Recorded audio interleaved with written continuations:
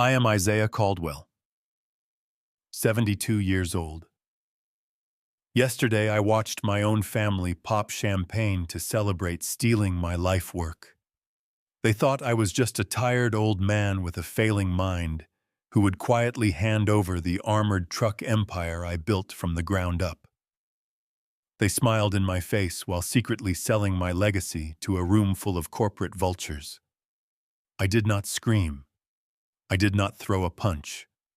I just picked up my phone and authorized a protocol that would leave them drowning in $150 million of federal debt.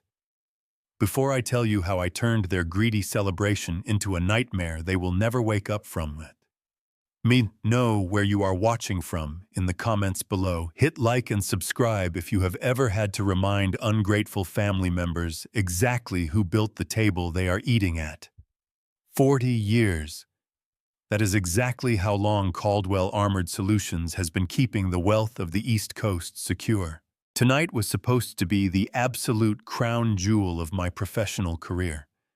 A massive charity gala celebrating 4 decades of blood, sweat, and relentless survival in an industry that eats the weak alive. The grand ballroom at the St. Regis in downtown Atlanta was packed to the brim with powerful politicians, wealthy investment bankers, and the elite corporate class. The massive room smelled of expensive imported cologne, roasted prime rib, and old generational money. The crystal chandeliers suspended above us sparkled like diamonds, casting a warm golden glow over the hundreds of guests who had come to officially pay their respects to my empire. I was sitting quietly at the head table wearing a custom-tailored black tuxedo that fit my frame perfectly. I was nursing a heavy crystal glass of 20-year-old bourbon, feeling the smooth, comforting heat of the liquor calm my nerves. I was finally ready to give my retirement speech. I was ready to publicly honor my late wife Vivian, who stood fiercely by my side when all we had was a rusted flatbed truck and a desperate prayer to make it out of poverty. I wanted to tell the attentive crowd about the brutal sacrifices we made to build this massive company.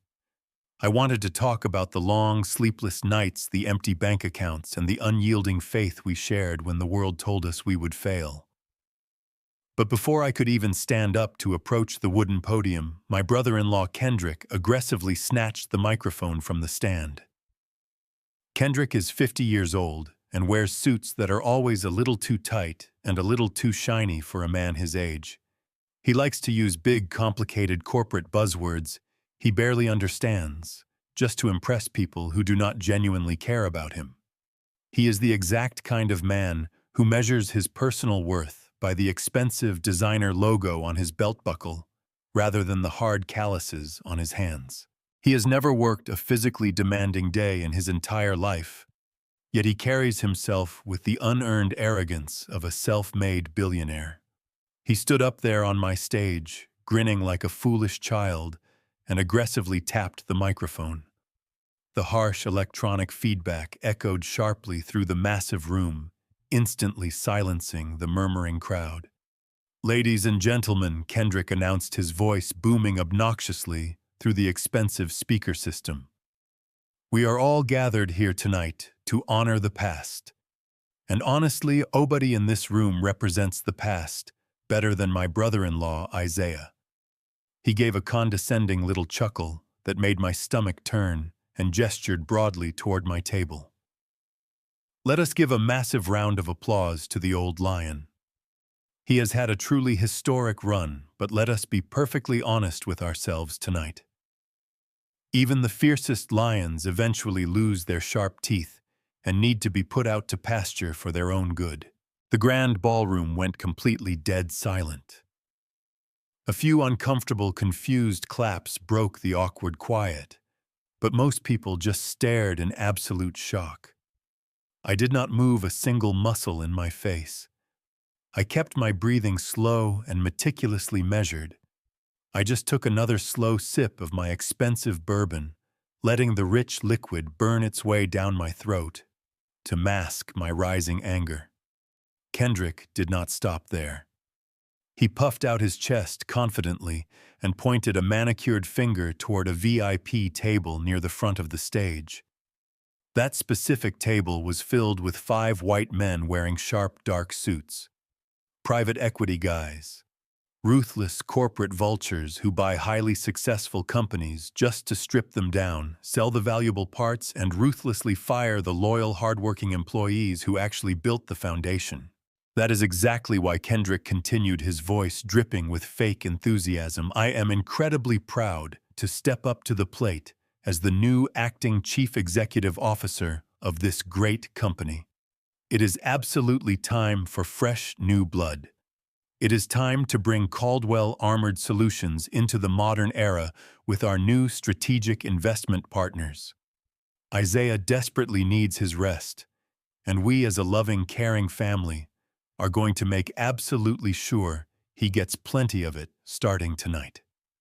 He was talking to me publicly like I was a confused, senile patient wandering the lost halls of a nursing home. He was publicly humiliating me purposefully, trying to assert his false dominance in front of the city elite to prove he was finally the man in charge. But as I sat there looking at Kendrick standing under those glowing crystal chandeliers, all I saw was a weak, fragile man who had never built a single tangible thing in his entire pathetic life. While he was running his mouth and enjoying the sound of his own echoing voice, my mind drifted away from the lavish gala. It drifted back to 1980, back to the deep, dangerous south side of Atlanta, back to a desperate time when the downtown banks would not even look at a young, ambitious black businessman asking for a small operational loan. I vividly remembered the heavy, comforting weight of a loaded 12-gauge shotgun resting across my lap. I remembered driving a heavily reinforced steel van through impoverished, violent neighborhoods, so incredibly dangerous that the local police department would not even patrol them after the sun went down. I personally protected the weekly cash payrolls for local black-owned businesses when absolutely nobody else would take the extreme risk. I had live bullets literally bounce off my reinforced windshield. I had desperate, hungry men pull loaded guns on me in dark, rain-soaked alleyways. I built this massive logistics empire with calloused, bleeding hands and a relentless willingness to bleed for every single dollar I earned. I demanded and earned the absolute respect of the dangerous streets and the wealthy corporate boardrooms alike.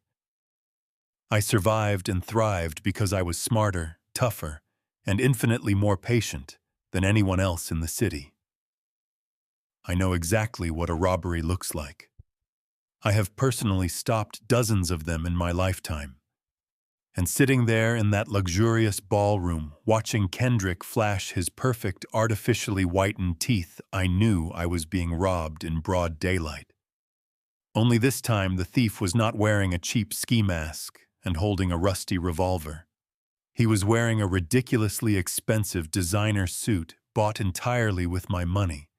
He was trying to take the heavy keys to my kingdom, using hollow corporate jargon and a fake plastic smile. I gently placed my heavy crystal glass down on the pristine white tablecloth. The ice clinked sharply against the crystal. The sound was distinct and incredibly final. I stood up slowly, deliberately, and smoothed out the minor wrinkles in my tuxedo jacket. I did not look at Kendrick. I did not look at the private equity vultures who were watching me intently, like hungry wolves waiting for a reaction. I just turned my back to the brightly lit stage and walked purposefully out of the grand ballroom. I could physically feel the stunned, watching eyes of every single person in that room burning into my back, but I kept my posture perfectly straight and my steps meticulously measured. A true king never rushes, and he absolutely never shows panic in front of his watching subjects. The wide, carpeted hallway outside the ballroom was eerily quiet compared to the echoing noise inside. My personal security detail, a group of highly trained, fiercely loyal men who have been with me for over a decade, nodded respectfully as I passed them. I did not say a single word. I simply took the private, secure elevator straight up to the penthouse executive suite.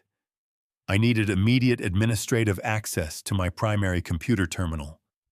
I needed to freeze all executive financial accounts and permanently cut Kendrick off from the company servers before he could do any real, irreversible damage. His pathetic little stunt on the stage was a loud public declaration of war, and I was going to violently end it before the catering staff even served the chocolate dessert. I was going to legally lock him completely out of the corporate building, seize his company-provided luxury car, and leave him stranded alone on the curb in the rain.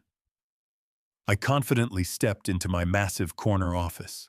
The large room was pitch dark except for the vibrant, glowing city lights of downtown Atlanta, pouring freely in through the massive floor-to-ceiling windows.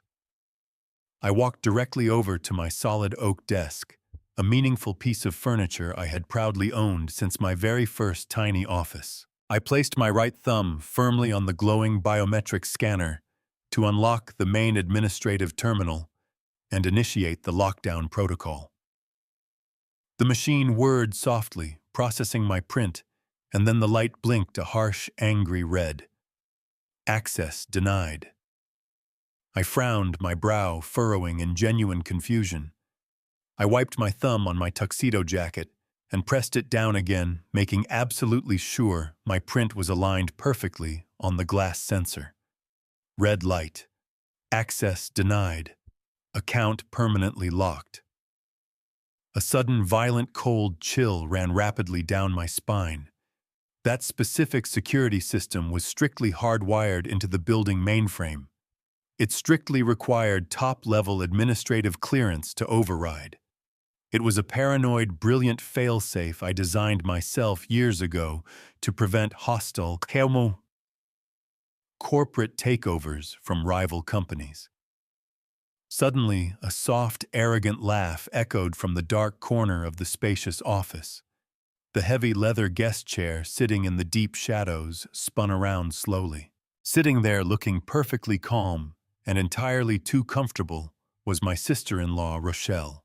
Rochelle is 60 years old and has spent her entire adult life bitter and angry that she was not my beautiful, intelligent wife, Vivian. Rochelle was married to my older brother, Marcus, who drank himself into an early, pathetic grave decades ago, leaving her with nothing but debts. She always foolishly blamed me for his repeated personal failures, refusing to accept that a man creates his own destiny. She always deeply felt she was naturally owed a massive piece of my hard-earned wealth just for sharing the same last name and attending the family cookouts. She sat in my private office like she personally owned the entire skyscraper, crossing her legs gracefully and resting her perfectly manicured hands neatly on her lap. "Having trouble with the computer system, Isaiah?" she asked smoothly, stepping out of the dark shadows and into the ambient city light. The distant neon lights caught the brilliant reflection of the heavy jewelry she was wearing prominently around her neck. I recognized the unique piece immediately. It was a custom-designed diamond necklace, Vivian's necklace, the specific one I bought my late wife for our 20th wedding anniversary. The highly valuable, sentimental necklace that was supposed to be securely locked away in the family vault at my private estate. Seeing it draped casually on Rochelle's neck made my blood boil in a violent, dangerous way I had not felt in many years. It was the ultimate, unforgivable disrespect to my wife's memory. But I kept my face completely blank. I am a master of controlling my emotions, and I refuse to give my enemies the satisfaction of seeing me angry or vulnerable.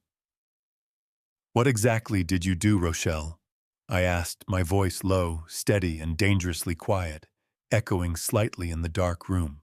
She stood up confidently, walked directly over to my oak desk, and tossed a thick, heavy manila folder right onto the center of the polished wood surface.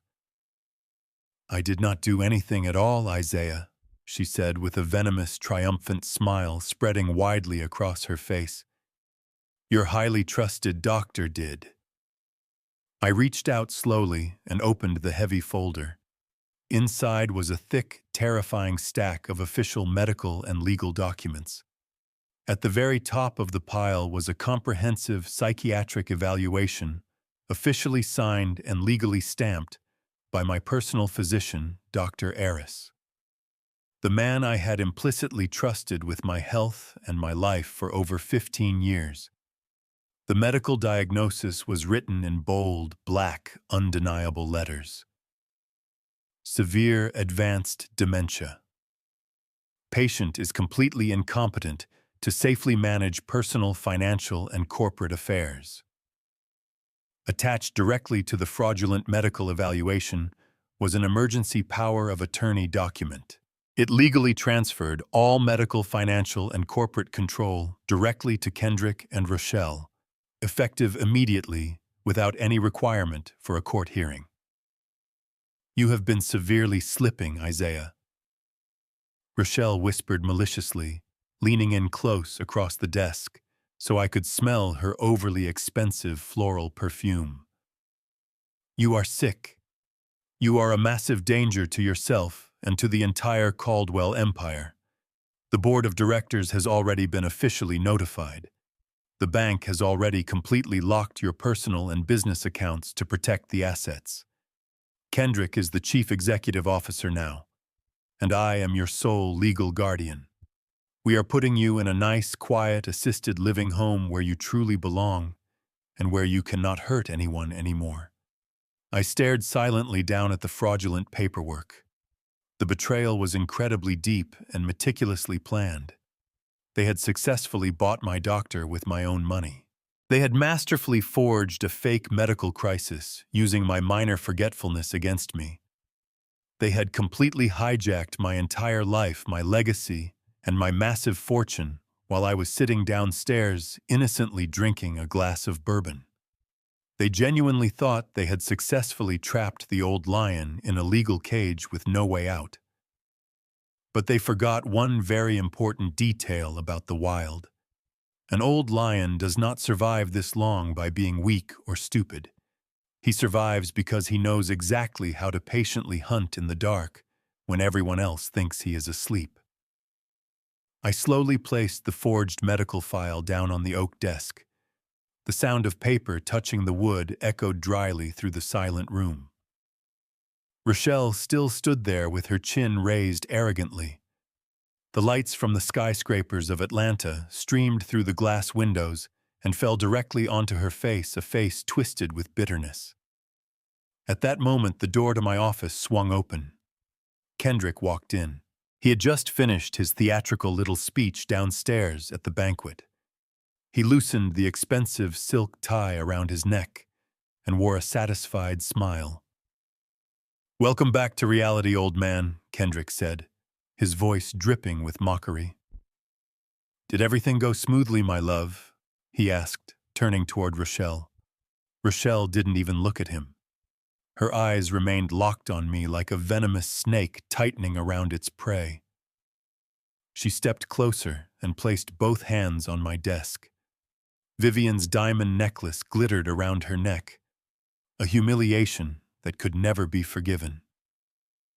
"You always thought you were the greatest man in this family, didn't you, Isaiah?" Rochelle hissed through clenched teeth. "Always acting noble. Always handing out your pity to the rest of us. Do you think I forgot how you and Vivian lived like a king and queen in that luxurious mansion while Marcus and I struggled at the bottom of society?" I stared straight into her eyes without blinking. Marcus was my older brother, but he was an addict, a man who had personally thrown away every opportunity I had tried to give him. "You know very well why Marcus died, Rochelle," I replied, my voice low and cold as ice. "I gave him money to go to rehab. I gave him a management position in the company when I first founded it. But he chose drugs.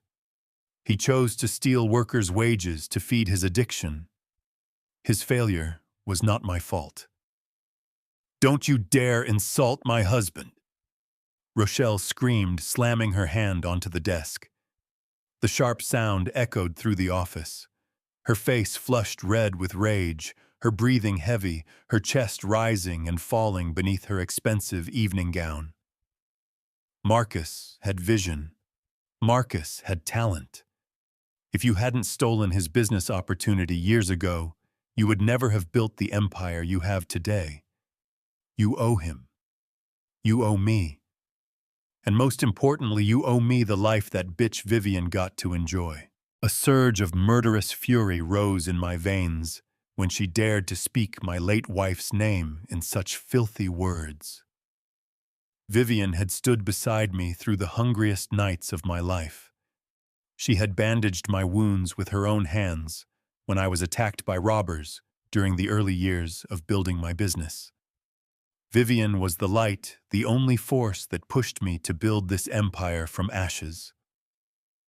Rochelle, on the other hand, had done nothing but sit in bitterness and jealousy, waiting for others to place food into her mouth.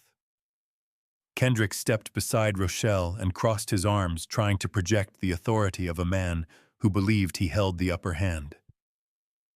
"Come on, sis," Kendrick sneered. "There's no need to argue with a man who's lost his mind. Dr. Aris has already confirmed his condition. Dementia. It's making him delusional and incapable of controlling his actions." He picked up the medical authorization papers and slapped them lightly against his palm, the sound sharp and mocking. "The documents have been legally approved, Isaiah. Starting this moment, you no longer have control over any assets of Caldwell Armored Solutions. Your bank cards, your investment accounts, your access to the server systems, even the CEO's chair you're sitting in. All of it now falls under the absolute management of Rochelle and me.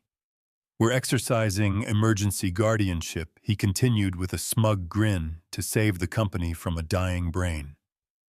I leaned back in my leather chair and closed my eyes for a moment, taking a slow breath. I showed no panic, no fear. My silence clearly irritated Kendrick. He wanted to see me beg. He wanted to watch me collapse, scream, and cry like a defeated old man. But what he didn't understand was this: a man who had once stared down the barrels of cold-blooded bank robbers would never fear threats from a man wearing a silk suit. "Do you really believe this piece of paper can erase 40 years of my blood and sweat?" I asked calmly, without the slightest emotion. "It's not just a piece of paper," Rochelle replied, her eyes shining with triumph. "It's the final nail in your coffin, Isaiah. You're old. You're not the Lion of South Atlanta anymore. We've already contacted the board of directors. Everything is frozen. Tomorrow morning you'll be transferred to Sunnyside Nursing Home. It's very quiet there. Perfect for senile old men like you to spend the rest of your life forgotten and alone." Kendrick pulled a brand new smartphone from his pocket. He tapped the screen and held it up in front of me. "See this, old man? A confinement order has already been issued. The new security team I hired is waiting downstairs in the lobby. If you don't leave this office voluntarily right now, they'll come up here and escort you out like a trespasser. And don't bother calling the bank or anyone else. I've already cut off all your financial access. From this moment on, you're completely broke." I looked at the two people standing in front of me. A foolish brother-in-law hungry for power but utterly lacking real ability. A sister-in-law blinded by jealousy and irrational hatred. They believed they had stripped me of my weapons. They believed they had cornered me and broken every fang of the beast. What they didn't know was this: in my world, true power never lies in medical papers or hastily stamped documents. Real power lives in the shadows, where I had prepared a perfect trap a very long time ago. I slowly stood up. My shadow stretched across the expensive carpet, swallowing the two traitors in front of me. I looked directly at Kendrick, then shifted my gaze to Rochelle. I didn't argue. I didn't explain. I simply nodded once. A quiet nod of confirmation. Confirmation that the final boundary had been crossed. Confirmation that the defensive game was over, and the purge had officially begun. I left the Caldwell headquarters building just as the Atlanta night rain began to pour down in torrents. The newly hired security guards watched me walk out through the glass doors, yet none of them dared to say a word. I did not return to my empty mansion. Instead, I flagged down a taxi moving slowly through the rain and told the driver to take me straight to the Central City General Hospital. Tonight was not only the 40th anniversary of the founding of my company. Tonight was also a fateful night for the Malik family. Malik had once been the most loyal captain of my security detail. 20 years ago, during an armored truck robbery, he had thrown himself forward, without hesitation, to take a rifle bullet that would have torn through my chest. In return for that loyalty, Malik spent the rest of his life confined to a wheelchair, the lower half of his body permanently paralyzed. From that day on, I swore I would take care of his family no matter the cost. Today, Malik's 7-year-old son was undergoing an emergency heart surgery. I had promised his wife that I would pay the entire cost before the operation began. $150,000. To me, that amount was no more than a few hours of revenue from one of my transport branches. But to Malik's family, it was the fragile line between life and death. I walked into the hospital lobby filled with the sharp smell of antiseptic and anxiety.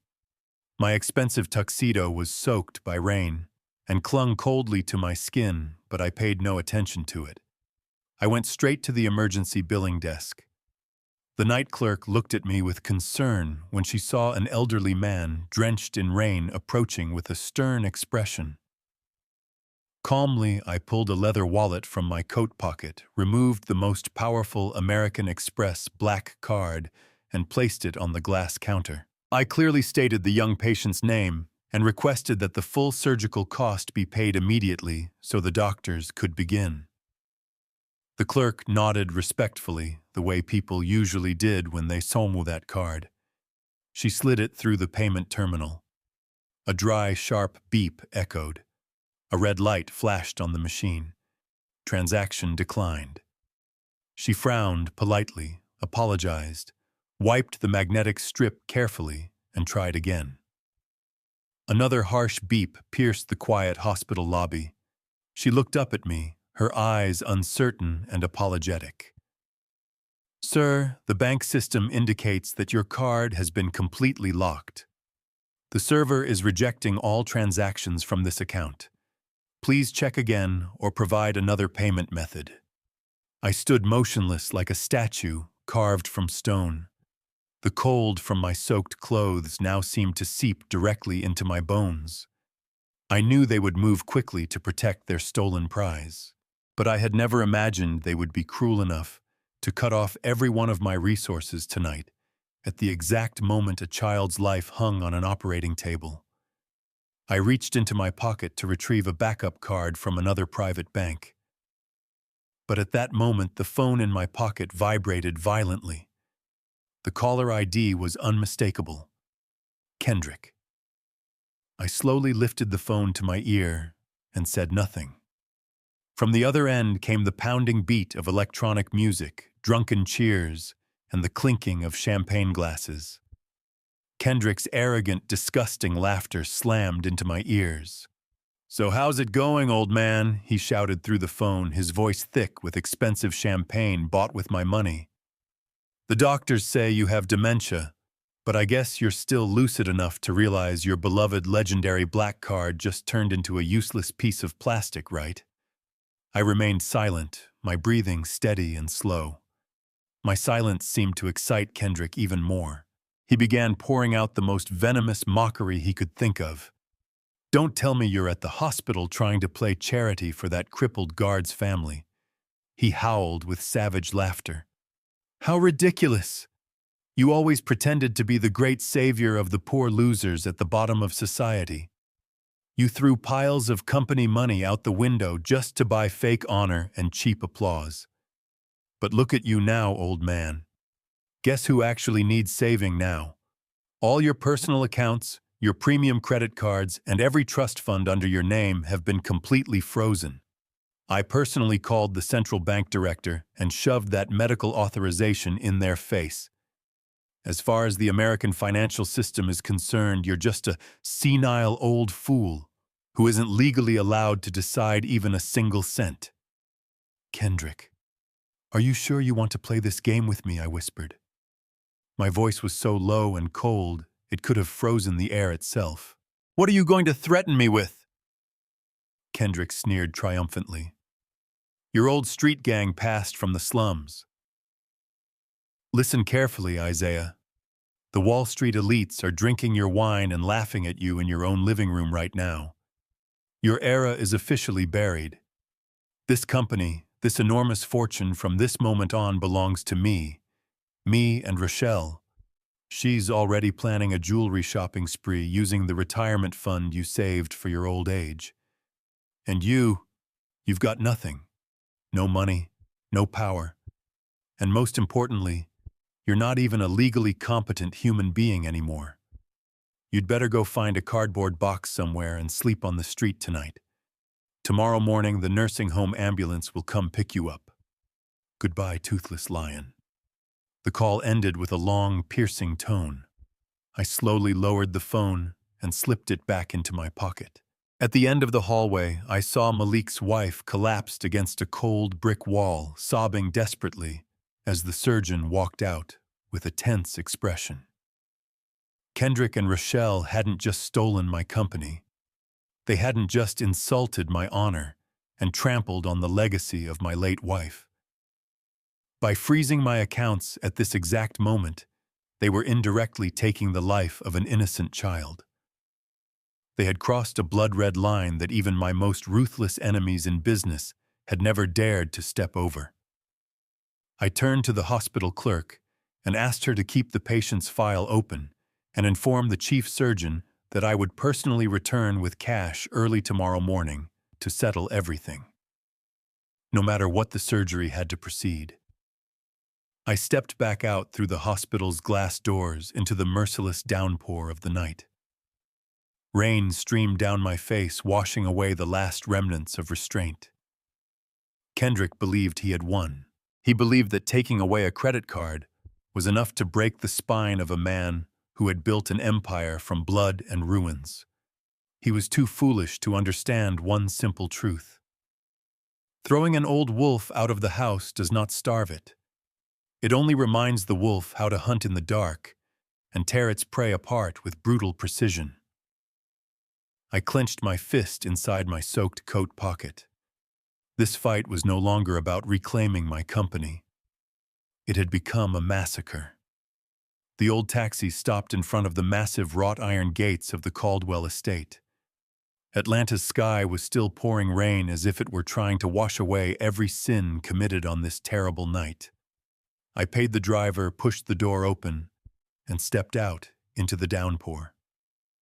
The icy rain struck my face, soaking through the expensive tuxedo and reaching my skin, but I felt no cold.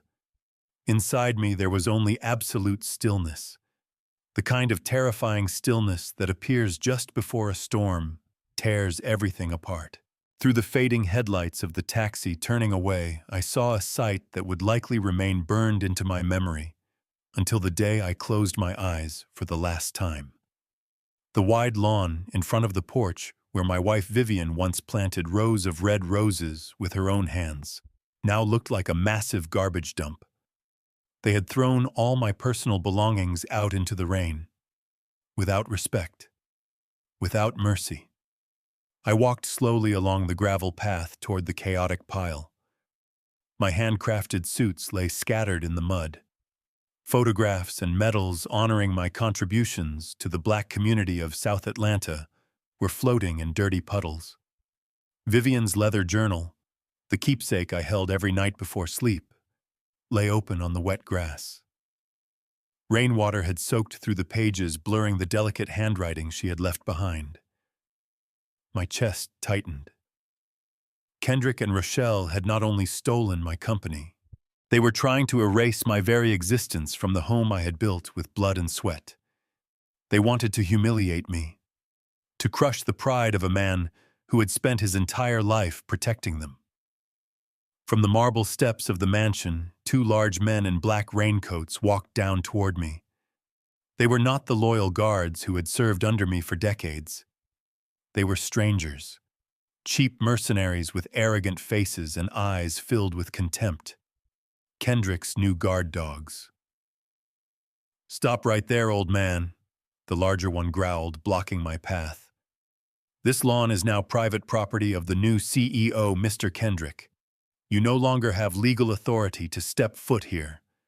A restraining order has already been issued. If you take another step forward, we are authorized to use force and remove you for trespassing." The second guard crossed his arms and smirked. "You look pathetic, Isaiah. Heard you're senile now. Can't even remember where your house is. Boss Kendrick was generous enough to let us dump your trash out here so you could pick it up on your way out. Be smart. Grab a few things and get lost before we call the police and have you thrown into a psychiatric ward." I stopped walking. The distance between me and the two foolish guards was less than 2 meters. They were bigger than me, muscular, electric batons hanging from their belts. They believed I was just a weak 72-year-old man who could not fight back. They had no idea that the hands hanging calmly at my sides had once pulled the trigger of a rifle against dozens of armed robbers to protect every dollar I had earned. They didn't know that I could break both of them in seconds using techniques learned in the darkest alleys of this city. But I did nothing. I didn't shout. I didn't curse. I didn't let rage control my mind. If I attacked them, I would fall directly into the trap Kendrick and Rochelle had prepared. They would call the police and prove that I was a violent, unstable old man who needed to be permanently locked inside a psychiatric facility. Real power is not about how many enemies you can knock down with your fists. Real power is about maintaining absolute control of yourself under the deepest humiliation and later destroying your enemies with nothing more than a signature. I looked straight into the eyes of the two guards. My gaze was cold and deep like a bottomless abyss. The silence between us created an invisible pressure in the air.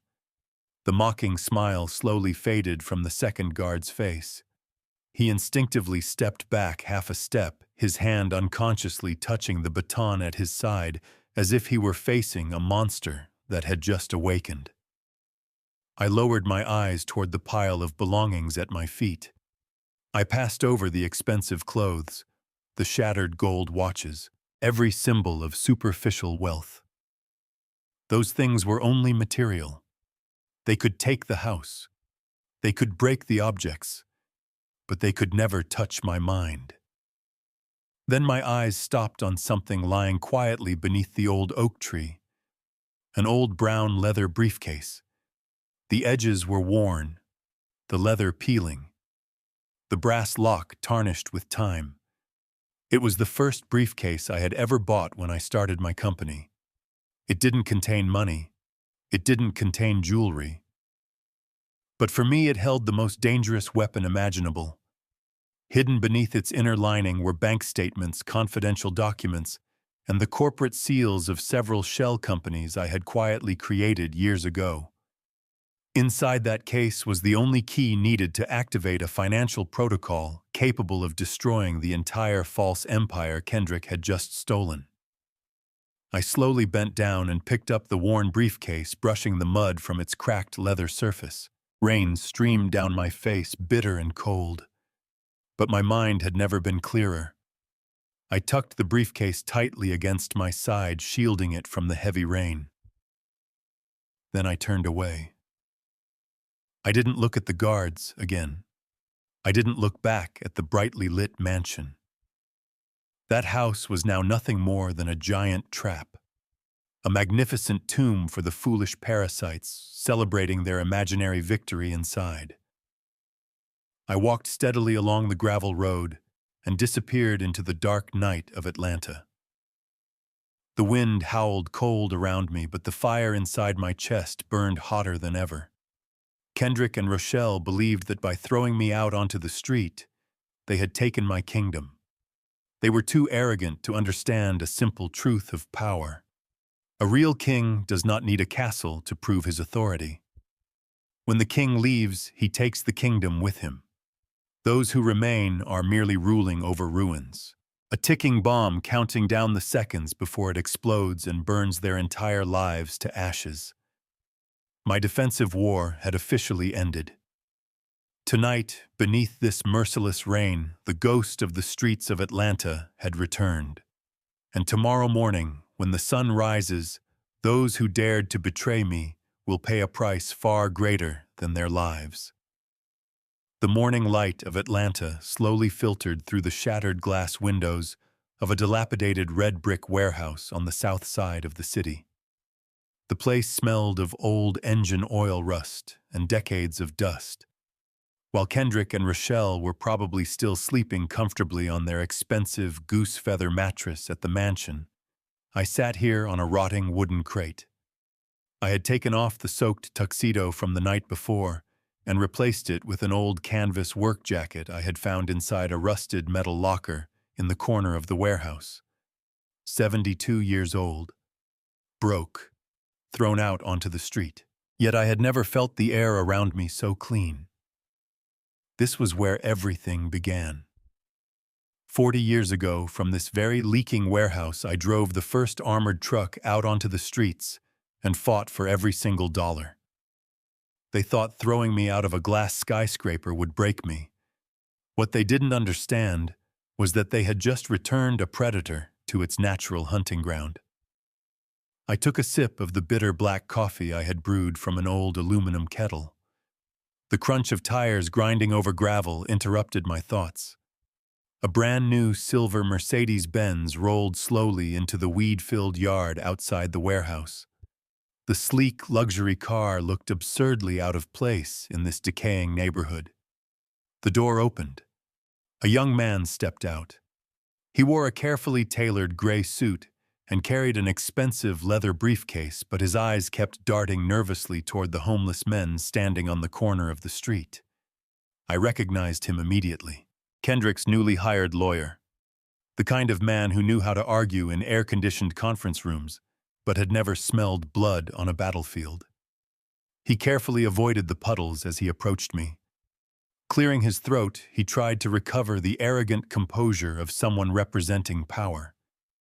"Good morning, Mr. Caldwell," he said, his voice filled with condescension and forced politeness.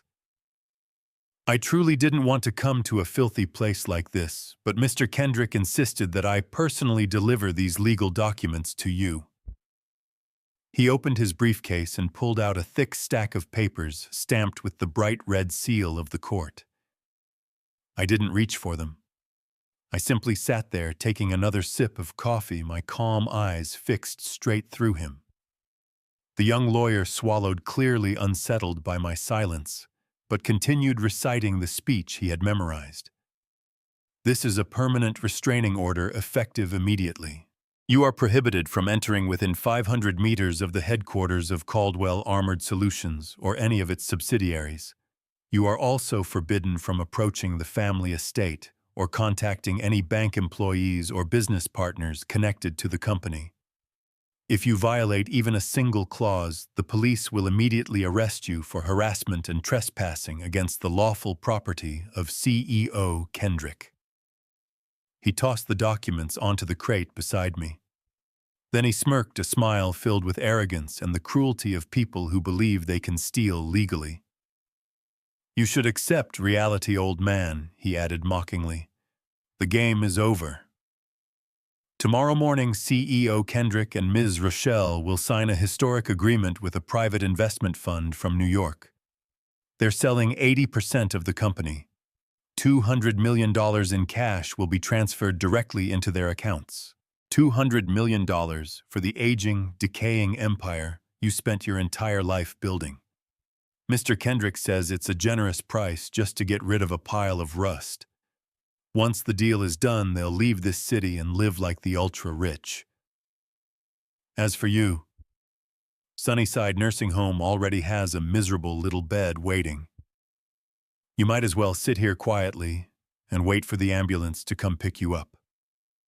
I stared at the cold, legal language printed across the pages. $200 million.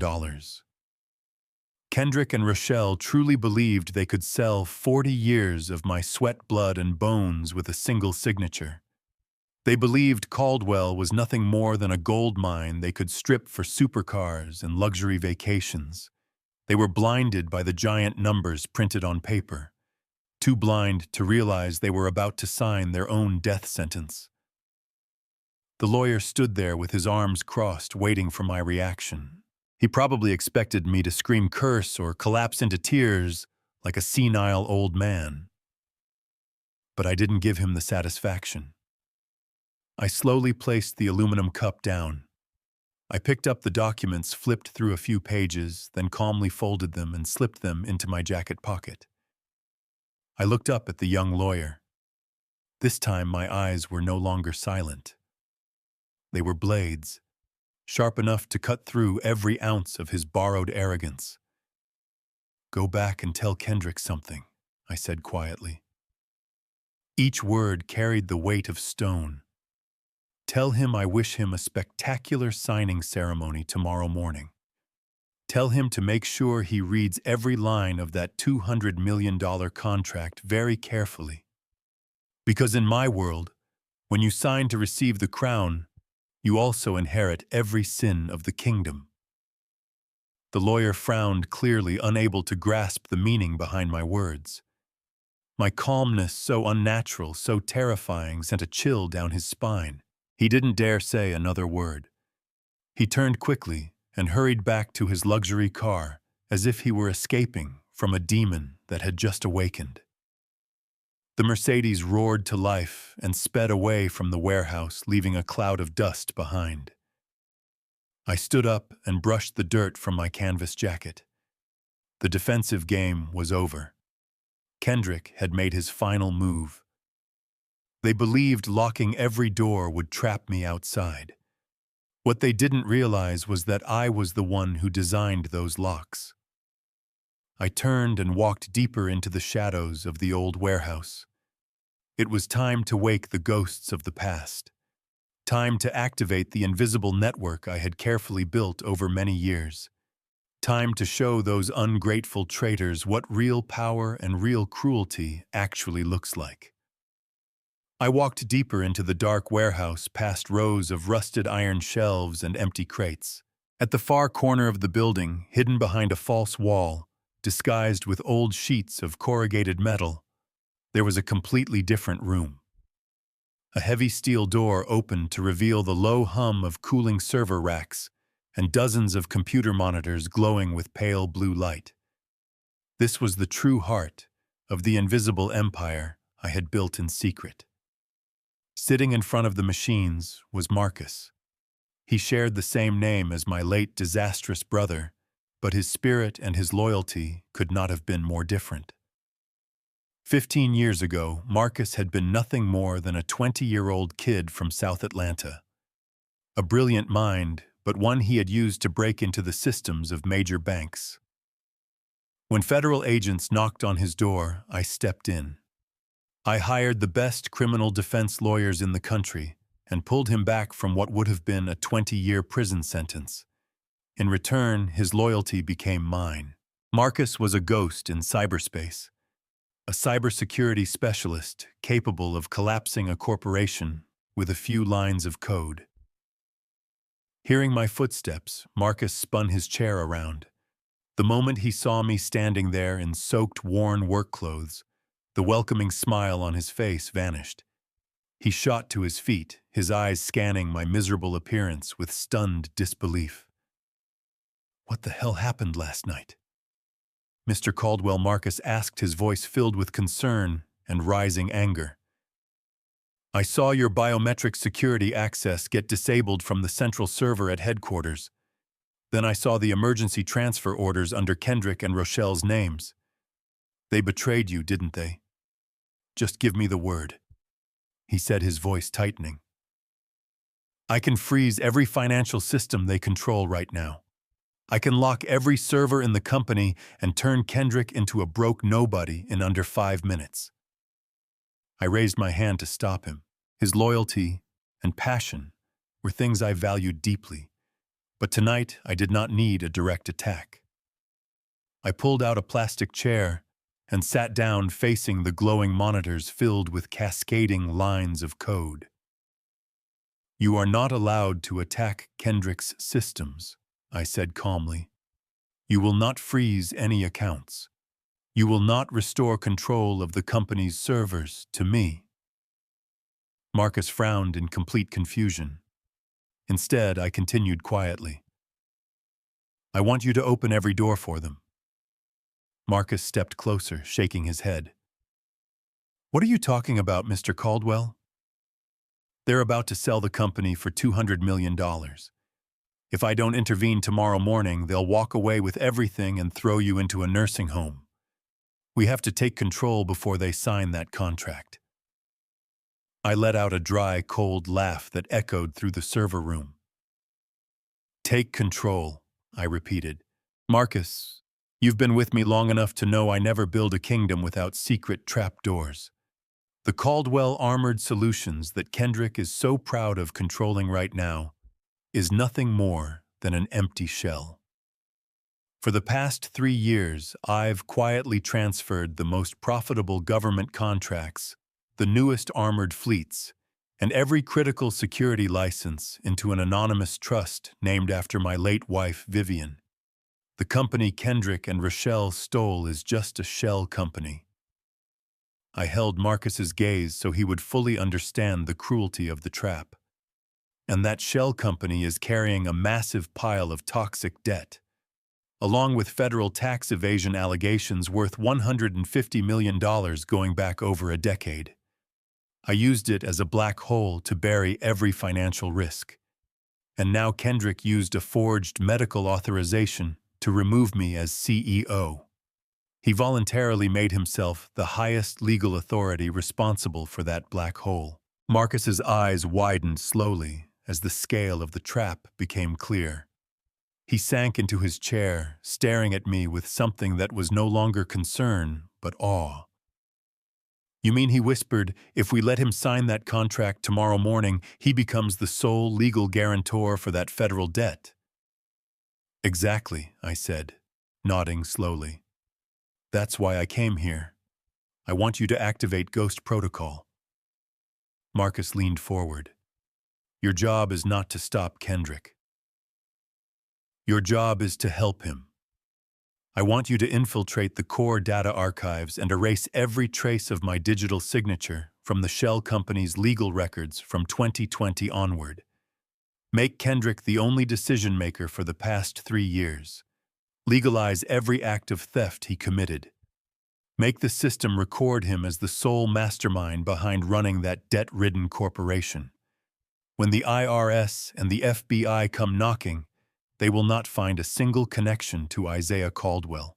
They will only see a CEO attempting to launder money and dump a bankrupt company onto private investors. Marcus slowly smiled. It was the cold smile of a hunter finally released from his leash. He turned back to the keyboard, fingers flying across the keys with terrifying speed.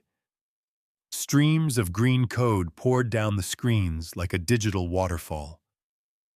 You really are a devil, Mr. Caldwell, Marcus said without looking up. They think they locked you out, but they just locked themselves inside a furnace. Route every asset transfer record directly to Kendrick's private network address. The moment that contract gets signed, my system will automatically send an anonymous data package to the Fraud Alert Network at the Federal Bureau of Investigation. I leaned back in the plastic chair and closed my eyes, listening to the relentless clatter of the keyboard. Betrayal is a cruel poison, but it is also the perfect catalyst to cleanse a kingdom. Kendrick and Rochelle believed power could be stolen with forged medical papers and a few signatures. They never understood the real nature of power. True power is the ability to turn your enemy's greed into their own execution order. Tonight, they would sleep peacefully on the softest goose-feather mattresses. Tomorrow, they would be crushed beneath the wheels of justice. The net had been cast. I sat back down on the flimsy plastic chair in the corner of the server room.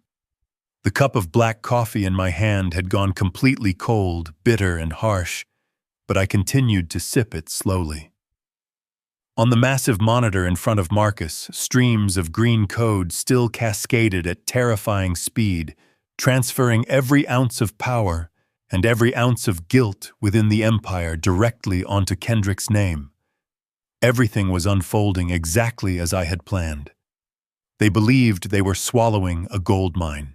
In reality, they had chained themselves to a block of concrete and were calmly stepping into the ocean. I closed my eyes and leaned my head against the brick wall behind me, enjoying a rare moment of quiet before the storm. I thought my work here was finished. All that remained was to wait for tomorrow morning when the federal investigators would knock on Kendrick's door. But then a sharp warning beep sliced through the room. It came from the private monitoring system Marcus had set up for me. The sound was different from the normal alerts from the company servers. This one came from the internal security network of the Caldwell mansion. Marcus frowned. His fingers froze above the keyboard. He typed a few commands quickly and opened a new window on the main screen. His expression changed instantly from excitement to something tense and uneasy. He turned toward me, hesitation in his eyes. "What is it, Marcus?" I asked calmly. "Mr. Caldwell," Marcus said hoarsely, "Rochelle just signed an emergency transport order. The security cameras show she hired a private moving crew. They've broken the locks and are clearing out the entire art collection from the West Gallery. They're loading everything onto trucks. She contacted an international auction house in downtown Atlanta. They're planning to sell everything this afternoon. She wants immediate cash before tomorrow morning's company sale." The coffee cup in my hand trembled slightly. A few drops spilled onto the canvas jacket on my lap. The West Gallery did not belong to Caldwell Armored Solutions. It was not a business asset. It belonged to Vivian. Those paintings were not decorations bought to display wealth. They were the soul of my late wife. When we first started out, when our meals were nothing more than cheap food eaten in the back of a rusty truck, Vivian saved every spare dollar to buy paintings from unknown black artists on the streets of Atlanta. She wanted to support them. She wanted to preserve the real stories of our community. Every painting was a memory. Everyone carried nights when we sat together quietly, staring at those canvases and dreaming of a better future. Rochelle had always been jealous of Vivian's elegance, always insecure standing beside her. And now that she had stolen a fragment of power through lies, she wanted to erase Vivian's legacy from the world. She wasn't selling those paintings because she needed money. $200 million from selling the company was already more than enough for any greedy soul. She was selling them out of hatred, to smear the memory of a woman who could no longer defend herself. For a few cheap designer handbags, it was the lowest insult one human being could inflict on the dead. I slowly placed the coffee cup onto the metal table. The dry sound echoed through the room and seemed to silence even the humming servers. For a single moment, my heart stopped beating. A cold wave spread from my body, filling the room like winter air. Marcus instinctively stepped back when he saw my eyes. They were no longer the eyes of a strategist calculating economic moves. They were the eyes of a killer, a monster that had just awakened from the deepest abyss. Stealing my company was greed. Throwing me out into the rain was humiliation. Both things could be handled with the law. But touching Vivian's legacy, touching the sacred pieces of the only woman I ever loved, that was a declaration of war. Rochelle had crossed the final red line. She had destroyed her only chance for mercy. "What do you want me to do?" Mr. Caldwell Marcus asked quietly. His voice trembled slightly as he felt the fury radiating from me. "I can hack the auction house system and freeze the transaction immediately. I can turn every ownership certificate into worthless paper in seconds." I stood up slowly. Stretching my shoulders, I removed the worn canvas jacket and tossed it onto the floor. "No, Marcus." My voice was low, sharp, like a blade freshly honed. "Don't stop her. Let her bring those paintings to the auction house. Let her stand on the highest stage she can find. Let her enjoy the false spotlight she's always craved." I walked over and placed a firm hand on Marcus's shoulder. My eyes did not blink. "The defensive game ends here. Let your financial trap continue running automatically. Kendrick will walk straight into it tomorrow morning. But tonight, I have a personal matter to settle. Prepare a clean suit for me. And a car. No security. I'll go alone. Rochelle wants to play the game of high society." A faint, dangerous smile formed on my lips. "Then I will attend that auction myself. I will stand before the entire elite crowd of this city and show her what true destruction looks like. Elegant, cold, and absolutely merciless." I sat quietly in the darkness of the black sedan Marcus had prepared for me. The engine ran so smoothly it was almost silent. On my lap rested a tablet, its bright screen displaying the entire internal security camera network of the Caldwell estate. Marcus had restored my access without difficulty, and now I sat less than a mile from my own home watching parasites tear it apart. Tonight they were throwing a massive party, a celebration of their self-proclaimed coronation as the new rulers of the empire.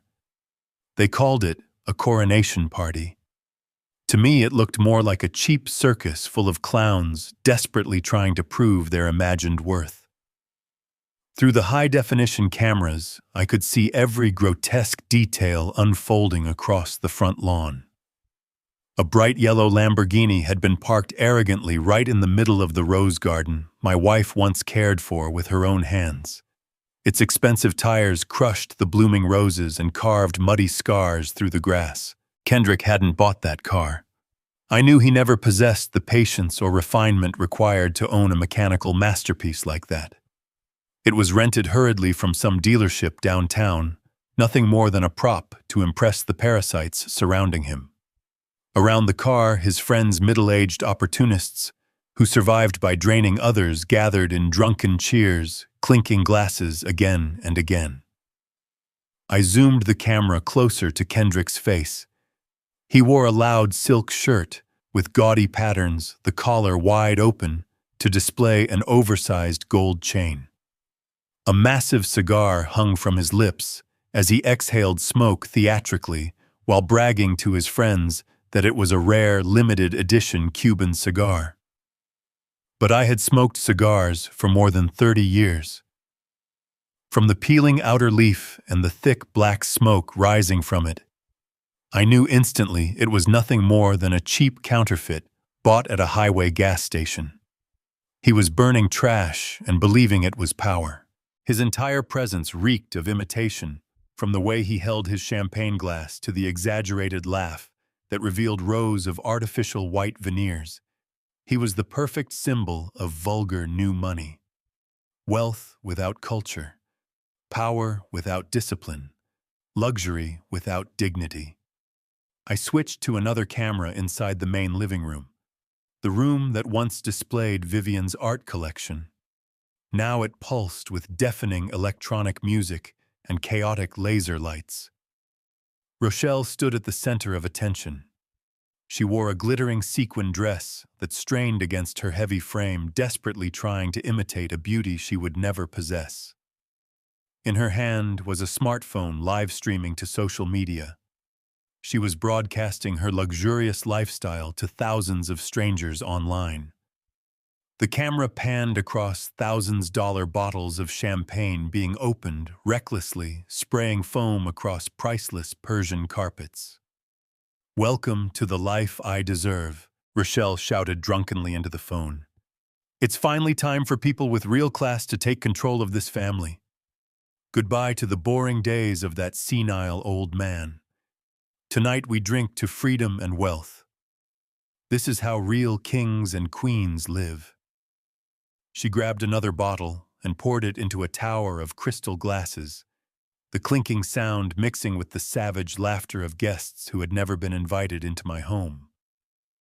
She had no idea every drop spilling onto the carpet was burning away her own future. She was intoxicated by the illusion of admiration, by fake compliments from strangers who only followed wealth. Her hunger for attention was a disease, a bottomless pit no fortune could ever fill. She wanted to be seen as a refined socialite, but in truth, she was nothing more than a thief wearing someone else's oversized crown. My anger remained under control, until Kendrick walked into the frame beside her. He wrapped his arm around her shoulders and kissed her cheek before leaning into the phone camera. "You know how to throw a $500,000 party in one night," he shouted drunkenly. "It's easy. You just have to hold the keys to the treasury. Drink whatever you want tonight. I personally unlocked the company's emergency pension fund for the truck drivers to pay for these supercars and champagne." His words hit my ears like boiling water. My grip tightened around the tablet until my knuckles turned white. The emergency pension fund. That money was something I had personally set aside from company profits over many years to guarantee the futures of the workers, the armored truck drivers who risked their lives every day protecting the company's cargo. That money was sweat, blood, the security of families struggling to survive. And now Kendrick, a man who had never spent a single day fighting on the streets, had stolen it to rent flashy cars and buy meaningless champagne for his pathetic vanity. "Those drivers just need to shut up and drive." Kendrick continued laughing into the live stream. "They don't need pensions. They need to work harder for their new CEO. The money's in my hands now. I'll use it however I want to build the company's image. This party is just the beginning. Tomorrow when the sale is signed, I'll buy every brother here a Rolex." The online audience might have cheered, but in my eyes, the last piece of humanity inside him had just died. He wasn't just a thief. He was a traitor to the working men who built this city. He trampled ethics. He trampled lives. All to feed his diseased ego. My anger crossed a line no forgiveness could ever reach. A real man can tolerate losing money, but he can never stand by while wolves devour the people under his protection. I turned off the tablet and tossed it onto the passenger seat. Darkness filled the car again. But inside my chest, my heart beat like the drums of an execution about to begin. I no longer needed to watch their circus, their waste, their arrogance, their cruelty. They were already dancing on a bomb they had ignited themselves. Every glass they drank, every laugh they shouted, every stolen dollar they spent was carving their death sentence deeper into stone. I started the engine. The low growl of the motor shattered the silence of the empty street. Slowly, I pressed the accelerator and drove straight toward the front gate of the Caldwell estate. I would not hide in the shadows anymore. I would walk directly into their counterfeit kingdom.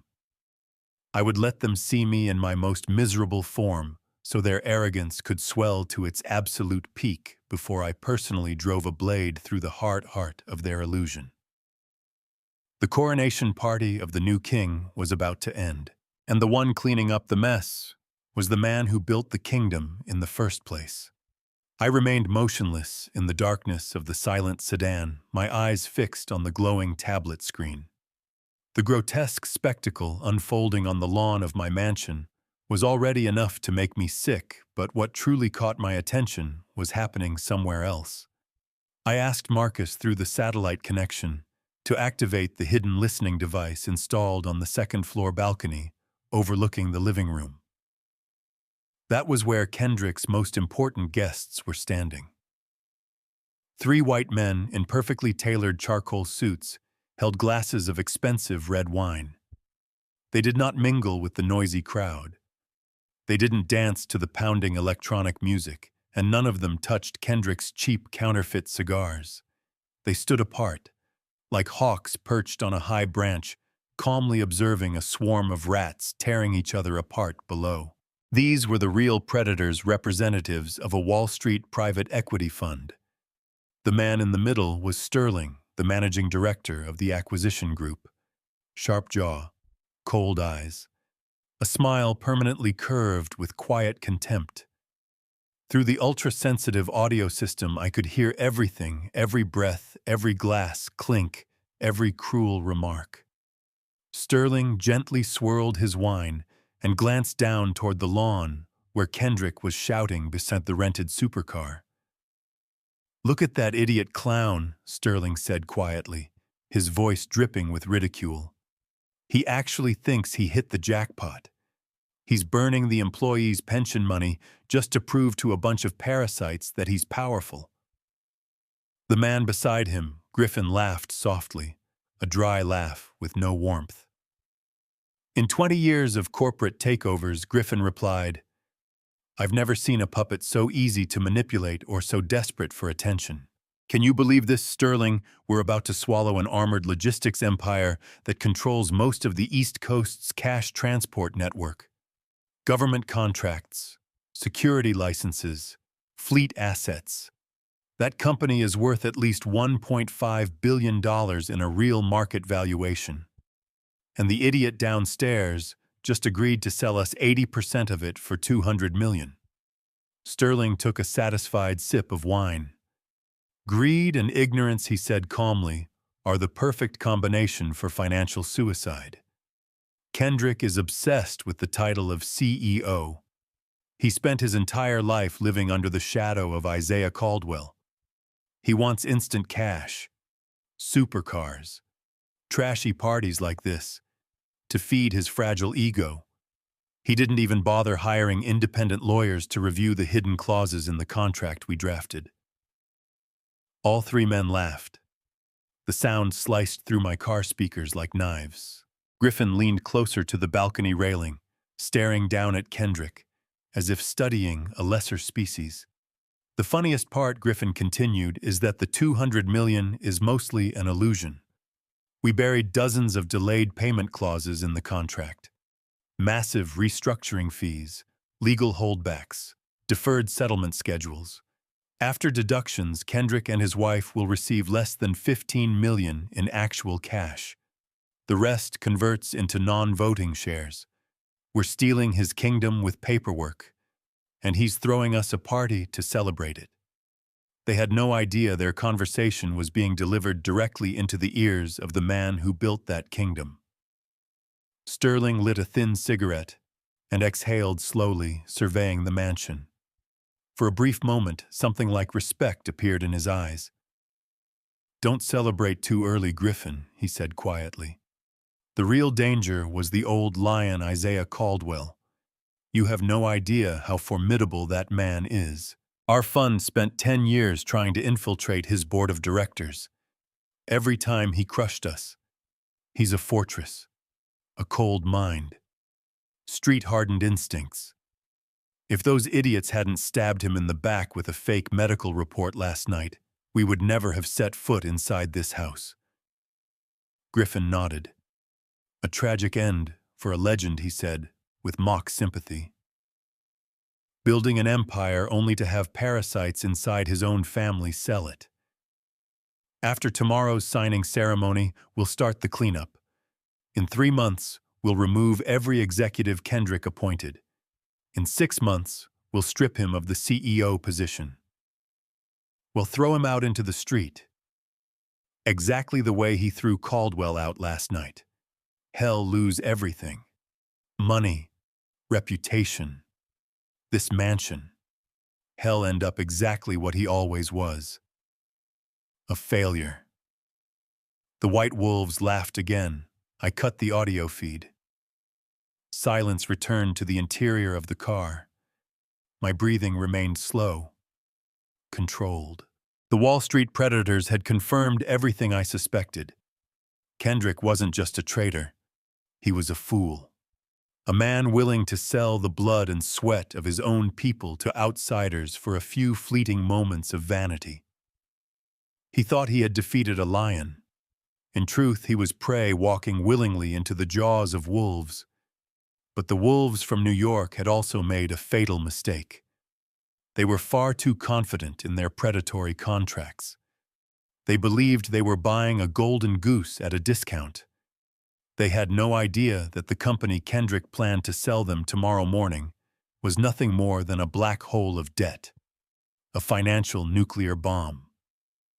Packed with federal liabilities I had spent years preparing.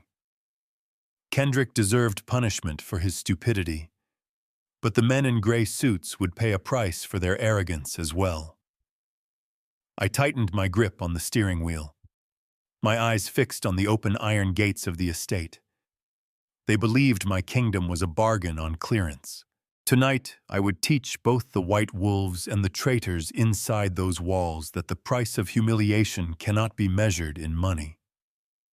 I parked the dark sedan 2 blocks away from the main entrance of the Caldwell estate. I did not want anyone to see my arrival just yet. I turned off the engine and sat in the quiet darkness of the car for a long moment, listening to the distant, chaotic thumping of electronic bass music echoing through the humid Atlanta night. I opened the glove compartment and took out a small key. I walked to the trunk of the car and popped it open. Inside, folded neatly inside a plastic protective bag, was a faded gray security uniform. It was the very first uniform I ever wore 40 years ago when I started my company with nothing but a single reinforced truck and a desperate prayer. The fabric was stiff and worn out. The elbows were patched, and my name was stitched in simple blue letters over the left chest pocket. I took off my expensive jacket and put the old work shirt on. I smoothed out the wrinkles with my calloused hands. I wanted Kendrick to see me exactly like this. I wanted him to look at me and see a defeated, broken old man who had been stripped of all his wealth and power. It is the ultimate advantage in warfare to make your enemy believe you are weak right before you snap their neck. I walked slowly down the dimly lit street toward the towering wrought iron gates of my own mansion. As I got closer, the sheer magnitude of the ridiculous spectacle became entirely visible. Flashing neon lights painted the night sky in absurd colors. A massive crowd of local paparazzi, ambitious journalists, and gossip bloggers were clustered aggressively near the front gates, eagerly snapping photographs of the circus happening on my front lawn. They were hungry like starving hyenas waiting for a scrap of meat. They wanted a scandalous story about the sudden dramatic transition of power at Caldwell Armored Solutions. They wanted to capture the rise of the new money and the tragic, humiliating fall of the old lion. I ignored the main gate and walked purposefully toward the side entrance usually reserved for the catering staff and the landscaping crew. 2 hulking security guards wearing cheap black suits immediately stepped forward to block my path. They crossed their massive arms and glared down at me. They told me the property was completely closed to the public and threatened to call the local police if I did not turn around and walk away immediately. I did not argue with them. I just stood my ground, silently staring directly into their eyes with a cold, unwavering intensity that made them shift uncomfortably on their feet. The minor commotion near the gate quickly caught the attention of someone standing on the other side of the heavy iron fence. It was Kendrick. He was stumbling slightly on the gravel path, holding a half-empty bottle of extremely expensive champagne in one hand and adjusting his thick gold chain with the other. His silk shirt was unbuttoned halfway down his chest, revealing a layer of sweat shining under the party lights. When his bloodshot eyes finally focused, and he saw me standing there outside the gate, wearing a faded gray security uniform, his face lit up with a sick, twisted joy. He practically ran toward the fence, waving his hands wildly at the confused security guards. "Let him in!" Kendrick shouted at the top of his lungs, making absolutely sure that the nearby journalists and cameras could hear his booming voice. "Open the damn gate right now and let the old man inside. We have a special guest tonight." The heavy iron gate slowly swung open. I took a deep breath of the humid night air and stepped onto the pristine gravel path of my own home. The moment my boots touched the ground, the paparazzi went completely feral. Flashes from their cameras erupted like a severe lightning storm, instantly blinding me. Kendrick lunged forward and threw his heavy, sweaty arm around my shoulder, pulling me violently close to him so the hungry cameras could capture the stark, humiliating contrast between his shiny designer clothes and my worn-out, faded work uniform. "Ladies and gentlemen of the press," Kendrick announced dramatically, pointing a manicured finger directly at my chest. "Take a good long look at the ghost of the past. This right here is Isaiah Caldwell, the former king of the castle. He looks a little lost and pathetic tonight, does he not?" The crowd of reporters murmured loudly, and the camera shutters clicked furiously, capturing every single second of my supposed downfall. Rochelle suddenly appeared beside him, pushing her way through the crowd of party guests. Her face was flushed deep red from the alcohol and the cruel excitement of the moment. She pointed her finger at the old blue name tag stitched on my chest and let out a shrill, mocking laugh that pierced through the loud music. "Look at him, Kendrick," she shrieked, her voice dripping with venom. "He actually put on a cheap uniform. I guess he finally realizes his true place in this world after all these years.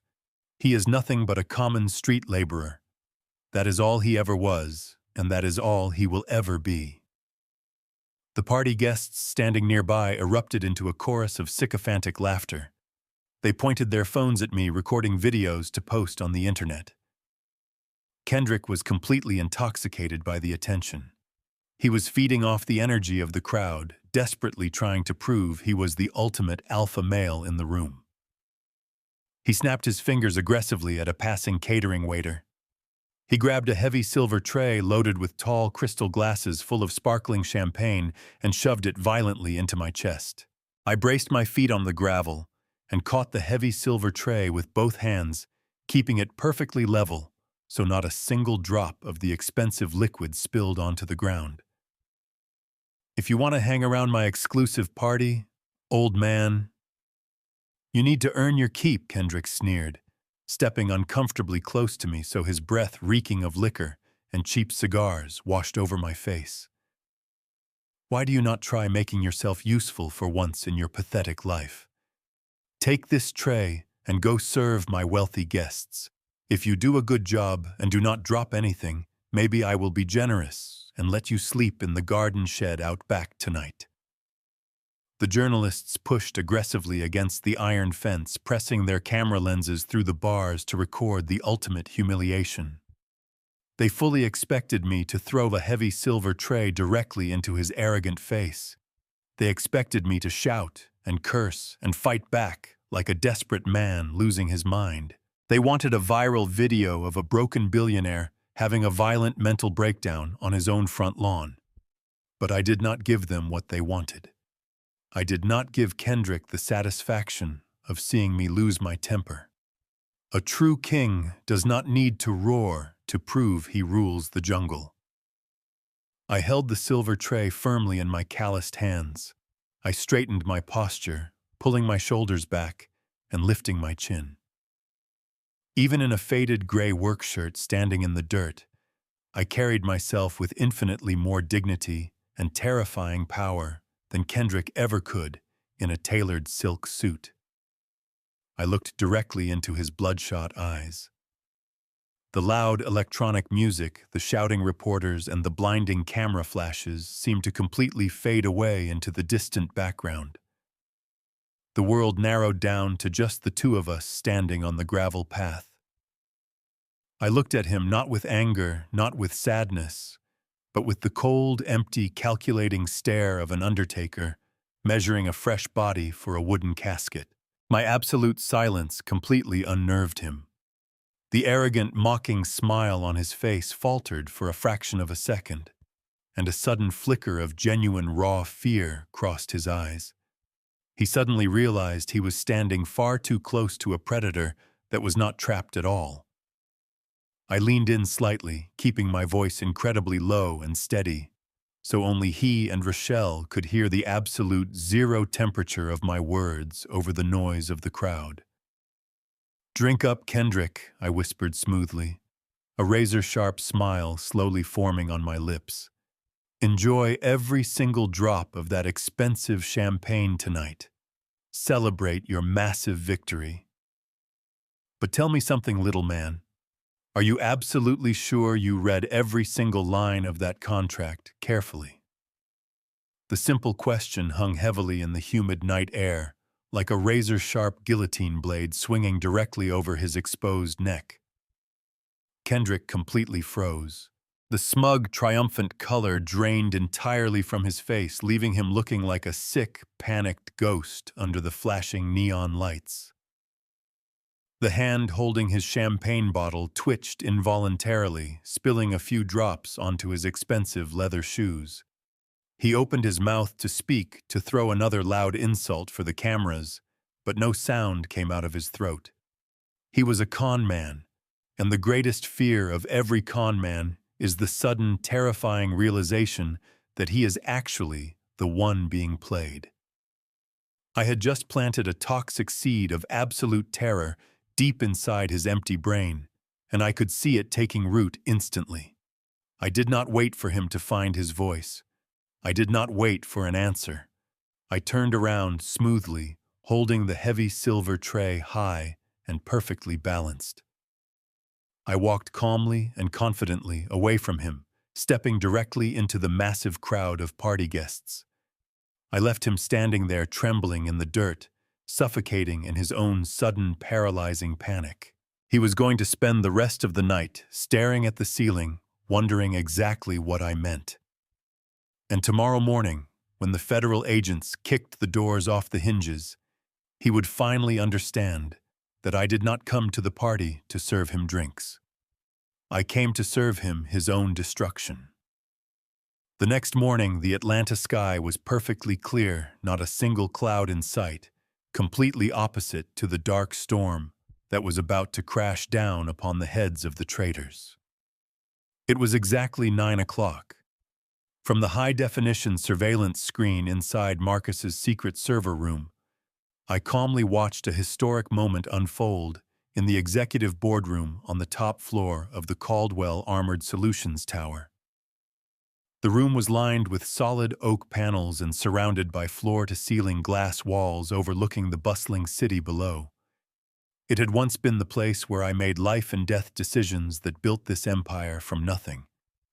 But today it had become something else entirely, a grotesque theater, an elegant, invisible slaughterhouse prepared for fools who had willingly placed their own heads beneath the blade. Kendrick sat arrogantly in the center seat, my black leather executive chair. Though he tried to mask himself with a neatly tailored suit and a pair of decorative glasses to appear intellectual, the swollen bags under his eyes and his pale complexion betrayed a knight drowned in alcohol and delusion. He sat stiffly, trying to look dignified, but his hands kept rubbing together nervously, revealing the pathetic excitement of a man who had never truly held power before. Seated to his right was Rochelle. She wore an expensive business outfit, but the excessive glittering jewelry hanging from her neck and wrists made her look more like a moving display case than a real businesswoman. Vivian's diamond necklace still rested proudly around her throat. One last insult before justice arrived. Her eyes were glued to the thick stack of documents on the table, greed burning so brightly in them that it was almost disgusting. To her, those papers were not the future of thousands of employees, not the fate of a corporation. They were merely a golden ticket, one that would buy designer handbags, luxury vacations, and tasteless parties meant to show off stolen wealth. Across the table sat Sterling and Griffin, the representatives of the Wall Street Acquisition Fund. They wore the flawless masks of brilliant economists, calm, professional, impeccably polite. Sterling slid the enormous acquisition contract across the table toward Kendrick. A warm, friendly smile appeared on his lips.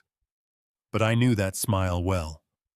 It was the smile of a white wolf watching its prey walk willingly into the trap.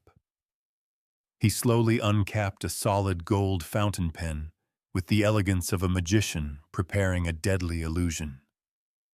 CEO Kendrick Sterling said in a smooth and persuasive voice, "All terms have been finalized.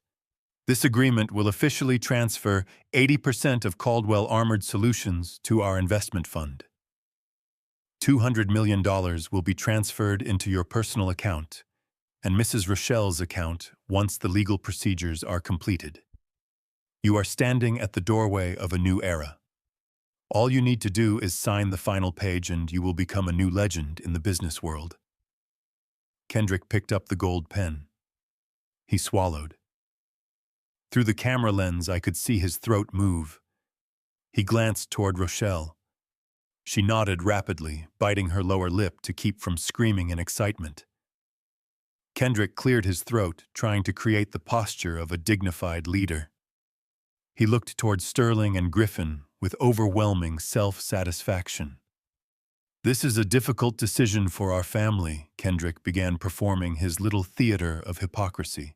"Isaiah did well in this past, but he has grown too old and confused to understand how the modern world works. This corporation needs a new vision, more flexible leadership capable of expanding globally. With this signature, I promise to elevate the Caldwell name to heights never seen before." Sterling nodded politely, but his eyes briefly met Griffin's, carrying a flash of cold amusement. They were silently laughing at Kendrick's stupidity. They believed the contract filled with hidden traps would allow them to devour my billion-dollar empire for a bargain and later discard Kendrick like garbage. But their arrogance had blinded them. They had never bothered to thoroughly examine the internal financial reports Marcus had quietly replaced in the system. Greed had blinded them just as thoroughly as it had blinded Kendrick. I took a slow sip of hot coffee, my eyes never leaving the screen. The golden pen touched the paper. The faint scratching sound was almost inaudible, yet through the ultra-sensitive microphone, it sounded like the sharp click of handcuffs snapping shut. Kendrick proudly signed his name, each arrogant stroke revealing his total self-satisfaction.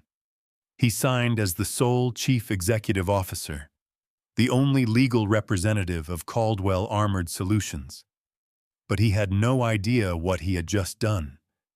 The corporation he had just sold contained no armored trucks, no government contracts, no profit. It was nothing more than an empty shell carrying $150 million in IRS debt, along with massive money laundering allegations from a decade earlier. All real assets had been quietly transferred into my anonymous trust years ago. With that signature, Kendrick had not simply destroyed his own future. He had just offered himself to the Federal Bureau of Investigation as the primary suspect in one of the largest financial crimes in the country. And even better, Sterling and his arrogant investment fund had just signed the same contract. By acquiring that shell company, they had officially tied themselves to the financial bomb. One signature, and they had become direct accomplices in a historic fraud case. The pen fell. Kendrick leaned back in his chair with relief. Rochelle clapped softly, her eyes moist with fake happiness. Sterling and Griffin stood up, shaking Kendrick's hand, with the smiles of men who believed they had just conquered a kingdom. Each of them was savoring their own illusion of victory. They believed they stood at the peak of the world, gazing across a pink sky of wealth and triumph. But they did not know I was standing in the darkness, my hand already gripping the lever, and I had just pulled it. The velvet-lined trap had closed, perfectly binding both the white wolves of Wall Street and the parasitic traitors into the same financial grave with no escape. In the glass-walled boardroom at the top of the tower, the air had grown thick with greed and anticipation. The pen had been set down. The historic contract had been signed. Kendrick smirked with the most satisfied and arrogant smile he had ever worn in his life. He smoothed the front of his expensive silk suit and glanced around the room with self-importance as if he truly were the new king of a vast empire. Rochelle sat beside him, her fingers interlocked so tightly that her knuckles had turned white. She could barely contain her excitement. Her breathing grew faster, her chest rising and falling as she waited for the notification sound that would announce the change in her bank balance. Sterling, the Wall Street investment director, smiled politely. He nodded toward the chief accountant sitting at the corner of the table. The young man dressed in a crisp white shirt was sweating heavily from the tension of executing such a massive financial transfer. "Everything has been finalized," Mr. Kendrick Sterling said in a smooth, almost hypnotic voice. "The $200 million in cash is now being released from our escrow account at the central bank. It will be deposited directly into your personal account and Mrs. Rochelle's account momentarily. Prepare yourself to enjoy your new life." The accountant began typing rapidly on his laptop. Each keystroke echoed clearly in the silent boardroom and reached my ears through the ultra-sensitive audio system. Finally, he pressed enter. All eyes in the room turned toward the giant projection screen mounted on the oak wall. A small blue circle appeared. It spun slowly. The banking system was processing the transaction. 1 second passed. 2 seconds. 5 seconds. The silence grew so deep that one could almost hear Rochelle's heart pounding. The blue circle continued spinning. Kendrick frowned. He cleared his throat, trying to maintain composure, but a bead of cold sweat had already formed on his forehead. "What's going on?" Kendrick asked, his voice trembling slightly. "Is your network slow or something?" Sterling kept his smile, though confusion had begun to appear in his eyes. He glanced toward the accountant. "It's probably just a standard delay in the bank's security system when processing such a large amount of money," Sterling said. But it sounded more like he was reassuring himself. Then, a sharp beep pierced the room. The blue circle on the screen vanished instantly. The entire screen flashed a violent red. A warning message appeared in massive capital letters: "Transaction denied, server error." Kendrick jumped up from his chair and slammed both hands onto the table. "What the hell is this?" he shouted, turning furiously toward the accountant. "You typed my account number wrong. Didn't you fix it right now? Don't ruin my moment." The accountant stammered apologies, his hands shaking violently as he erased the previous command and re-entered the long sequence of bank numbers. Sweat dripped from his forehead. He pressed enter again. Everyone held their breath. This time, the system didn't even display the processing circle. Less than a second later, beep! The screen flashed red again, but the message had changed. This was no longer a simple banking error. It was a digital death sentence. Blood-red letters appeared across the giant screen: "Transaction blocked, receiving account, frozen by federal order, special tax code violation." The air inside the glass boardroom instantly turned into something suffocating. A cold, terrifying silence. Sterling's polite smile disappeared immediately. His sharp face went pale. He shoved the accountant aside and leaned toward the laptop himself. Griffin pulled out his phone and began dialing the New York headquarters frantically. His hand shook so badly he nearly dropped the expensive device. Rochelle panicked. She leapt to her feet, knocking her chair over onto the carpet. She rushed toward the screen, clutching her head. "Federal order," she screamed. "Where is my money? Where are my $200 million? What kind of scam are you people running here? You're stealing our company without paying." Kendrick stood frozen. His legs seemed unable to support him. His mouth hung open as he stared at the message glowing on the screen. He tried to say something, but his throat had gone dry. No sound came out. Then the meaning of the word federal truly sank in. Inside the dark server room, I smiled. A cold smile.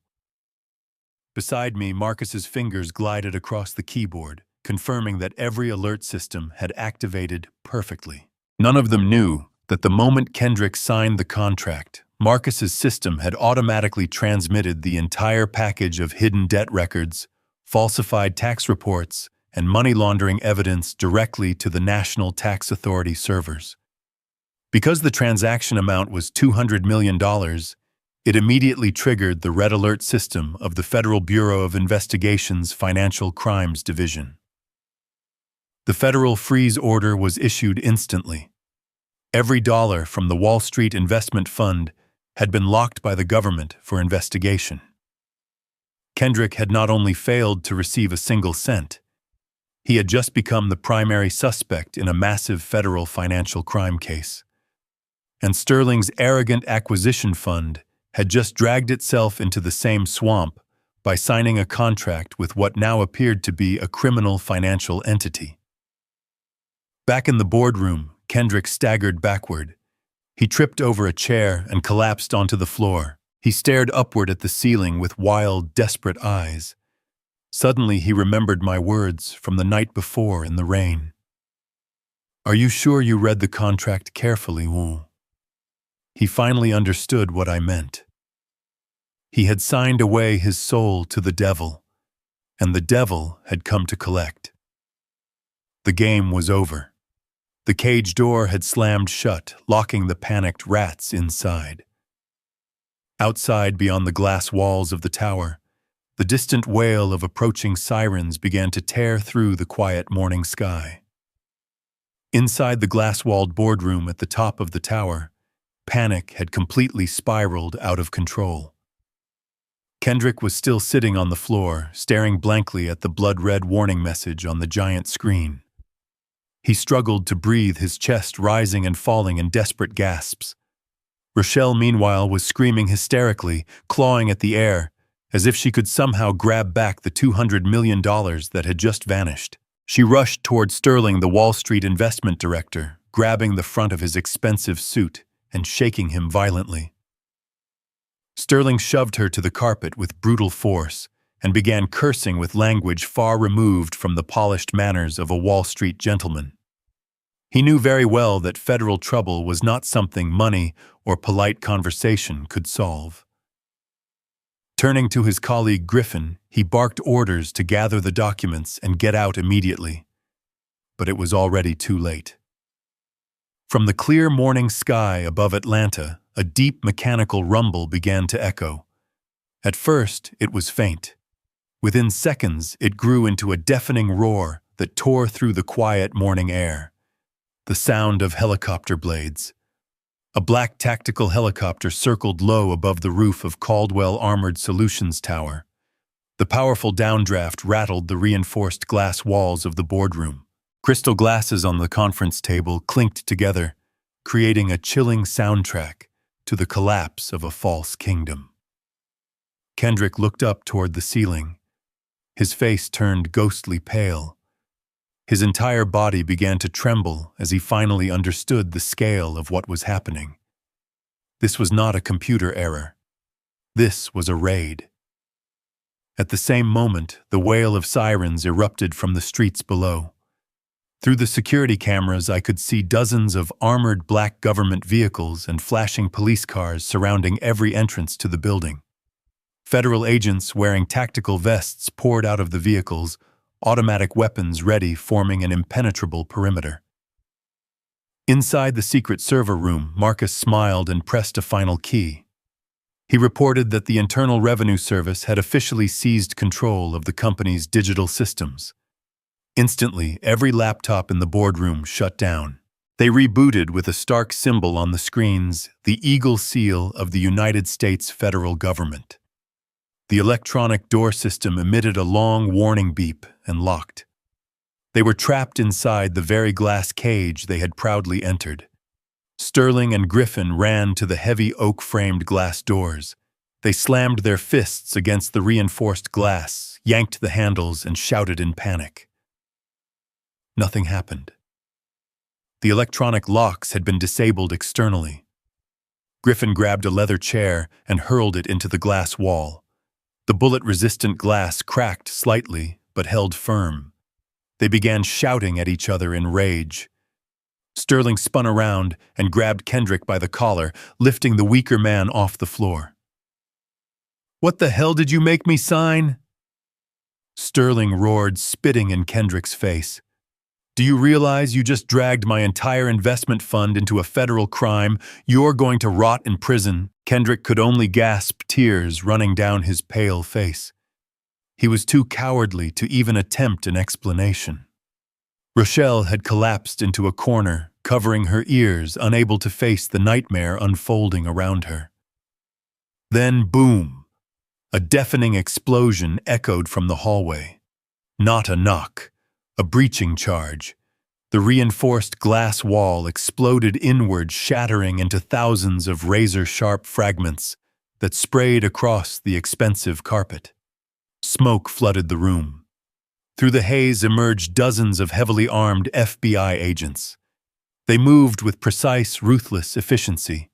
Red laser sights from their rifles swept across the room, across Kendrick's silk shirt, across Rochelle's terrified face, and finally settled on the foreheads of the two Wall Street billionaires. "Everyone on the floor, hands on your head," the lead agent's voice thundered through the chaos. No one dared resist. Sterling and Griffin, the arrogant men who once treated others like disposable trash, dropped to the floor with their faces pressed against broken glass. Two female agents forced Rochelle down onto the carpet. Vivian's diamond necklace snapped from her neck and scattered across the floor, mixing with dust and blood. Kendrick didn't even need to be pushed. He collapsed on his own, sobbing like a terrified child and begging for mercy. The metallic click of handcuffs echoed coldly as they locked around the wrists that had proudly signed the contract of betrayal. Back in the dark server room, I slowly rotated the coffee cup in my hand. The glow of the monitors illuminated my calm face. The greatest storm had passed. It had swept away every piece of filth from the kingdom I had spent my life building. They had desired power. They had craved money. They had hungered for attention. Now they had received all three in the form of federal prison sentences and the contempt of an entire nation. Justice does not always come through forgiveness. Sometimes justice comes when you allow your enemies to dig their own graves and then stand quietly while they step inside. I stood up and slipped my old suit jacket over my shoulders. It was time. Time to step out of the shadows. Time to take the elevator to the top floor and look directly into the desperate eyes of the traitors, so they would understand one final truth. The old lion had never been asleep. The smoke from the tactical breaching explosion still swirled thickly through the confined space of the glass boardroom. Rochelle's panicked screams and Kendrick's pathetic sobbing were completely drowned out by the sharp, commanding shouts of the federal agents. The air inside the room was heavy with the smell of gunpowder, cold sweat, and absolute despair. Everything had happened so quickly that even the people who believed themselves to be the smartest in the room had no time to react. However, in one corner of the room, the private security team hired by Sterling and Griffin, highly paid former mercenaries, had not yet surrendered. Their survival instincts and lethal military training made their hands instinctively slide toward the inside of their suit jackets, where semi-automatic pistols were concealed. The tension in the room instantly tightened like a wire about to snap. Red laser sights from the agents' rifles immediately locked onto their chests and foreheads. The federal agents tightened their triggers and shouted a final warning. One wrong movement, one careless twitch, and the luxurious boardroom would instantly turn into a blood-soaked slaughterhouse. Remove your hands from your weapons immediately, or you will be neutralized on the spot. The powerful voice cut through the tension from the hallway. The voice did not belong to an armored agent. It came from an older man wearing a long black overcoat, who stepped calmly through the lingering smoke. He was the federal prosecutor for the Eastern District, one of the most powerful judicial authorities in the United States. The sight of his badge gleaming on his chest instantly extinguished the last traces of resistance from the mercenaries. Slowly, they removed their hands from their jackets, raised them into the air, and dropped to their knees on the carpet. Justice had arrived. And then, from the darkness behind the federal prosecutor, I stepped forward. I was no longer wearing the torn, worn security uniform from the previous night. Now I wore a perfectly tailored charcoal gray suit, a silk tie neatly knotted, and polished leather shoes that stepped calmly across the shattered glass on the floor. Each footstep echoed steadily, measured, like the gavel strikes of a judge approaching the bench. There was no hurry in my walk, no anger on my face, only the absolute stillness of a king returning to reclaim his throne. The chaos inside the room froze the moment I appeared. Time itself seemed to stop. Every eye turned toward the doorway. Sterling and Griffin pressed face down on the carpet, lifted their heads just enough to stare at me with a mixture of hatred and disbelief. Rochelle stopped screaming. Her eyes widened. Her teeth chattered violently as if she were staring at a ghost risen from the grave. Kendrick knelt in the center of the room, his hands bound behind his back in steel handcuffs. His entire body trembled uncontrollably. Tears and mucus ran down his miserable face. The moment his eyes met mine, he collapsed completely. His mouth opened as if to speak, but terror strangled his voice until only broken sobs escaped. I walked slowly into the center of the room, passing between the barrels of automatic rifles pointed at the traitors. My gaze swept across my kingdom. The overturned leather chairs, the shattered crystal glasses scattered across the oak table, the streaks of blood from the criminals' cuts. It was a ruined scene. Yet to me it was beautiful. The beauty of purification. I stopped directly in front of Kendrick. I lowered my head slightly and looked down at the pitiful man who had called himself the new CEO just hours earlier. Last night he had stood above me, holding champagne, smiling arrogantly as he humiliated me in front of reporters. Now he knelt at my feet, waiting for a judgment that would decide the fate of his life. "Good morning, Kendrick," I said quietly. My voice was calm, warm, deadly still. "It seems your historic signing ceremony didn't go quite as smoothly as you expected. Would you like me to call a cleaning crew to take care of all this broken glass?" Kendrick sobbed, struggling to lift his head. What did you do?" he stammered. "What the hell did you do to my company? You called the police to frame me, didn't you?" A thin smile spread across my face. Cold, sharp, without the slightest warmth. "Your company," I repeated slowly. "Kendrick, you sat in my chair. You used my credit cards. You threw my clothes into the street at midnight.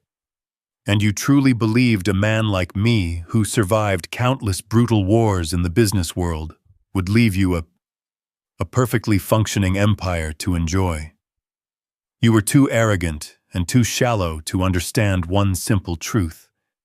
When a man like me willingly steps away from the throne, that throne has already been wired with explosives. I turned toward the federal prosecutor and gave a small nod. He stepped forward beside me holding a thick legal dossier stamped with the bright red seal of the United States Department of Justice.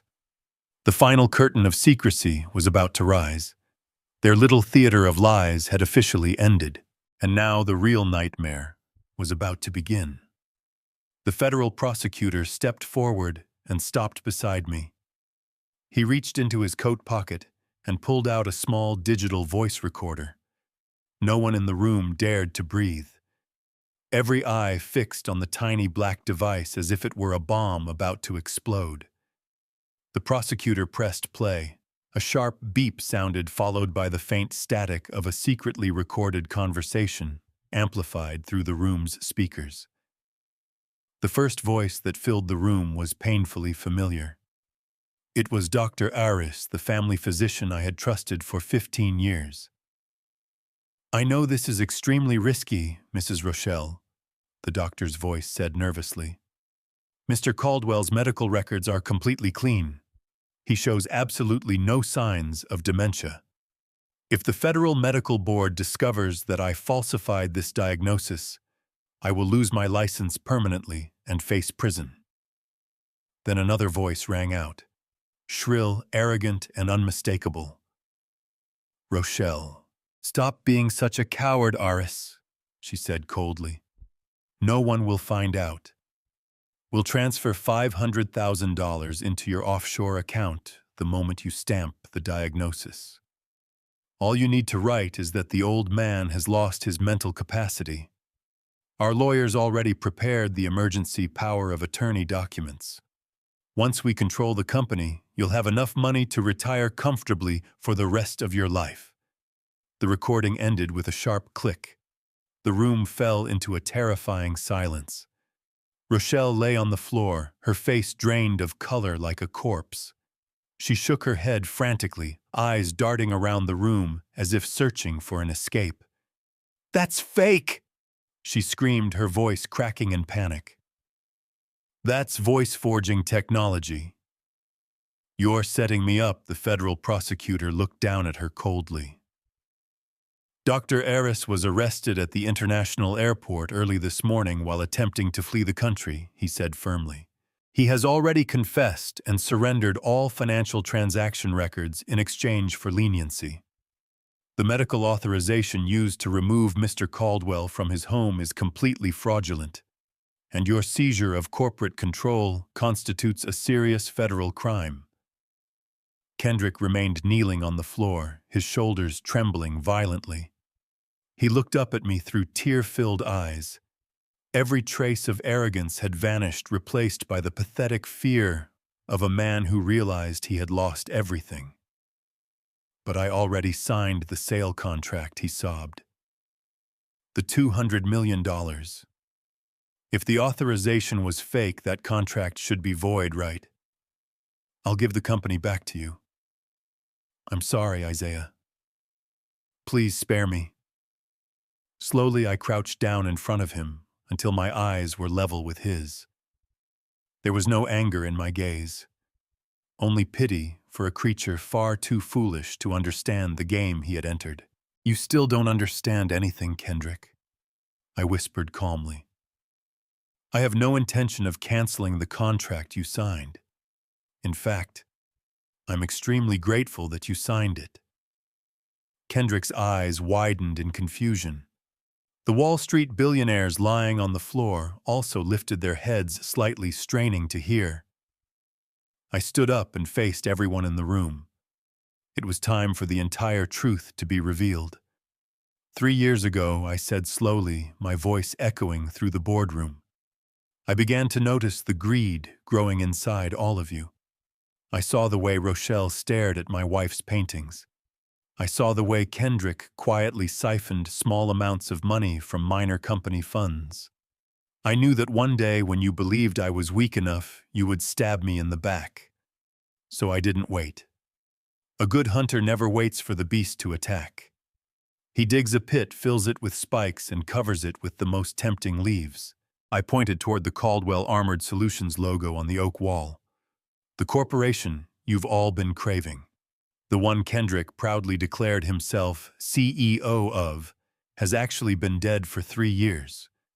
For 36 months, I quietly built an anonymous trust called the Vivian Trust.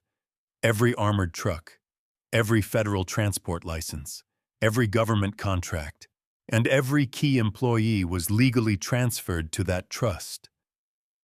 I paused deliberately, watching the horror slowly bloom across their faces. The legal entity called Caldwell Armored Solutions that you seized yesterday.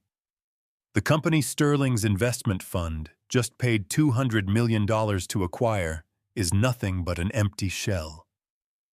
Sterling struggled to lift his head from the carpet. His face twisted with anger and fear.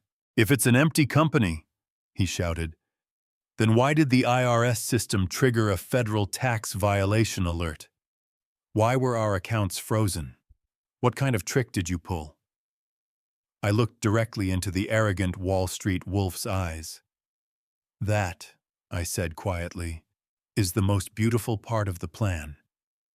I didn't just leave you an empty box. I filled that box with bombs." 10 years ago, a transportation subsidiary run by my late brother became entangled in a massive money laundering and tax evasion network. I used my personal assets to isolate the risk within a separate financial entity. That entity is the core structure currently operating under the name Caldwell Armored Solutions. That shell company carries $150 million in federal tax debt, along with an unresolved federal money laundering investigation. I turned back to Kendrick, whose breathing had become shallow with shock. "By forging the medical diagnosis to remove me," I continued, "calmly you eliminated the only protective shield this family had. And when you sat in the CEO chair and erased every trace of my management over the past 3 years, you officially declared yourself the sole leader of that financial organization. Kendrick, you didn't steal an empire. You voluntarily signed as the guarantor for $150 million in federal tax debt and money laundering charges." Then I turned toward Sterling and Griffin, still trembling beneath the agent's weapons.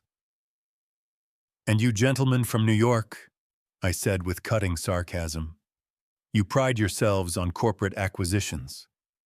But your greed made you careless. You never bothered to properly verify the internal financial reports. The contract you signed this morning was not an investment deal. It was a sentence. Your investment fund has officially acquired a federal tax evasion and money laundering entity. The $200 million you transferred has already been seized by the federal government as evidence. You're bankrupt, and your Wall Street careers ended the moment you signed that document." Rochelle let out a shrill scream. No one paid attention. She begged for my help, crying my name. Her words meant nothing now. Kendrick collapsed fully onto the floor, his teeth biting into his lip until it bled. At last, he understood the truth. He had never been a king. He had been a sacrificial pawn. A puppet I allowed to move just long enough to clean up my financial liabilities. He had dug the deepest grave himself and dragged every accomplice down with him. The federal prosecutor raised his hand to the agents. "Take them away." Agents hauled Kendrick and Sterling to their feet and dragged them across the broken glass. Their arrogance, greed, and pride had been crushed by the very legal documents they worshipped. The game had ended perfectly. No bullets, no bloodshed. Only the power of intelligence and the absolute punishment reserved for those who betray the man who gave them everything. This entire reversal proved one thing clearly: never mistake the calm of an old man for weakness. Because behind that calm lies a mind that has already calculated thousands of moves ahead of its enemies. The moment the truth about the $150 million in federal debt was revealed, The panic inside the boardroom turned into a brutal spectacle of people tearing each other apart without a single weapon. Sterling, the polished Wall Street elite, who had always carried himself with cold arrogance, now behaved like a cornered animal. He struggled violently against the federal agents restraining him and lunged toward the oak conference table where the acquisition contract still lay. Grabbing the thick stack of documents, he began ripping them into pieces, screaming that his investment fund had nothing to do with this disaster. He believed that if the paper contract disappeared, the crime would somehow disappear with it. But his desperate act only caused the federal prosecutor to smile with open contempt. Calmly, the prosecutor announced that the contract had already been digitally signed and uploaded to the Department of Justice servers 5 minutes earlier. Sterling's frantic paper shredding had only added 2 more charges: destruction of evidence and obstruction of federal officers. 2 large agents immediately slammed him to the floor, twisted his arms behind his back, and locked steel handcuffs around his wrists. Seeing even the powerful billionaires crushed so easily, Rochelle completely lost control of herself. The vile survival instinct of a parasite rose to the surface. She scrambled off the carpet and rushed straight toward Kendrick, who was still kneeling on the floor. Smack! Her hand struck his tear-stained face. Smack! Another slap. Rochelle clawed at him like a wild animal screaming venomous accusations. "You idiot!" she shrieked, spittle flying from her mouth. "This is all your fault. You said you could run this company. You said we would be rich." She suddenly turned toward the federal prosecutor, collapsing into hysterical sobs. "I didn't know anything about this," she cried. "He forced me." She pointed wildly at Kendrick. "He bribed the doctor. He did everything. I'm just a poor widow. He manipulated." Kendrick held his bleeding face and stared at the woman who had been celebrating with him only hours earlier. Humiliation and desperation exploded inside him. He roared like a wounded animal and grabbed Rochelle by the hair, shoving her onto the shattered glass. "Shut up, you witch!" he screamed. "You're the one who started this. You contacted the doctor. You stole money from the safe to pay him. You're not dumping everything on me. I'll tell the FBI everything. I'll tell them about the offshore accounts where you hid your dirty money." The scene became the most disgusting, tragic comedy imaginable. 2 traitors, 2 parasites who had called themselves king and queen, were now ripping each other apart, exposing every filthy crime in front of federal cameras just to grasp a shred of survival. They tore away their masks themselves, their greed, their cruelty, their lies, everything laid bare. Agents pulled Rochelle away from Kendrick. Gasping for breath, she tried to smooth her hair and turned toward me with trembling hands clasped together. "Isaiah, please," she sobbed. "He deserves punishment for his stupidity, but I had nothing to do with that shell company. I didn't sign any corporate documents. You can't let them arrest me. We're family. You must respect your late brother." I looked at her with the cold indifference of an iceberg. For her to use the word family at that moment was an insult to both the living and the dead. "Yes, Rochelle," I said calmly, cutting through her fake sobbing. "You didn't sign the corporate contract, so you won't be responsible for the $150 million tax debt." Her eyes flashed with sudden hope, but that hope died the moment I removed a silver USB drive from my pocket and tossed it onto the floor in front of her. "But your greed led you to touch something that never belonged to you." My voice grew colder. "Yesterday afternoon, you hired movers to break into the West Gallery at the estate. You packed up Vivian's entire art collection and delivered it to an auction house in downtown Atlanta. You planned to sell my wife's soul for quick cash so you could flee." Rochelle's eyes widened in terror. She had no idea how I knew every detail. Those paintings never belonged to you, I continued quietly. They belong to the Vivian Cultural Foundation, a federally protected charitable trust. By breaking into the gallery and attempting to sell them, you committed art theft, cultural heritage destruction, and international money laundering. This USB contains the security footage of you directing the movers and the recorded phone calls between you and the auction house. Rochelle's legs collapsed beneath her. She fell to the floor. There was nothing left to say. No more lies. No more escape. She and Kendrick had believed they were playing a simple family power struggle. But I had turned that game into a federal legal trap. There were no loopholes, no appeals, no mercy. The federal prosecutor nodded slightly. Agents moved forward. Cold handcuffs snapped around both their wrists. The metallic click echoed through the shattered room like the final note of a symphony. Kendrick and Rochelle were dragged out across the broken glass floor. Kendrick hung his head in silent defeat. Rochelle stumbled forward like a hollow shell, her eyes empty. They had been erased from my kingdom, leaving behind nothing but disgrace. I walked slowly to the broken glass wall and looked down at the busy streets of Atlanta below. Armored federal vehicles waited to take them away. At last, silence returned. A silence purchased at the highest price, justice. The battle was over, and the king still stood upon his tower. Two large federal agents grabbed Kendrick under the arms and hauled him up from the carpet scattered with shattered glass. The expensive silk suit he had proudly worn that morning was now torn crooked and covered in dust.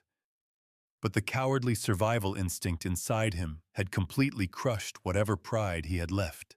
Kendrick struggled desperately, throwing what little strength he had left into wrenching his arms free from the agent's grip. He wasn't trying to run. He knew there was nowhere left to go. Instead, he lunged toward me. His heavy body collapsed onto the floor as he crawled across the carpet and threw himself at my feet. His arms wrapped tightly around my legs.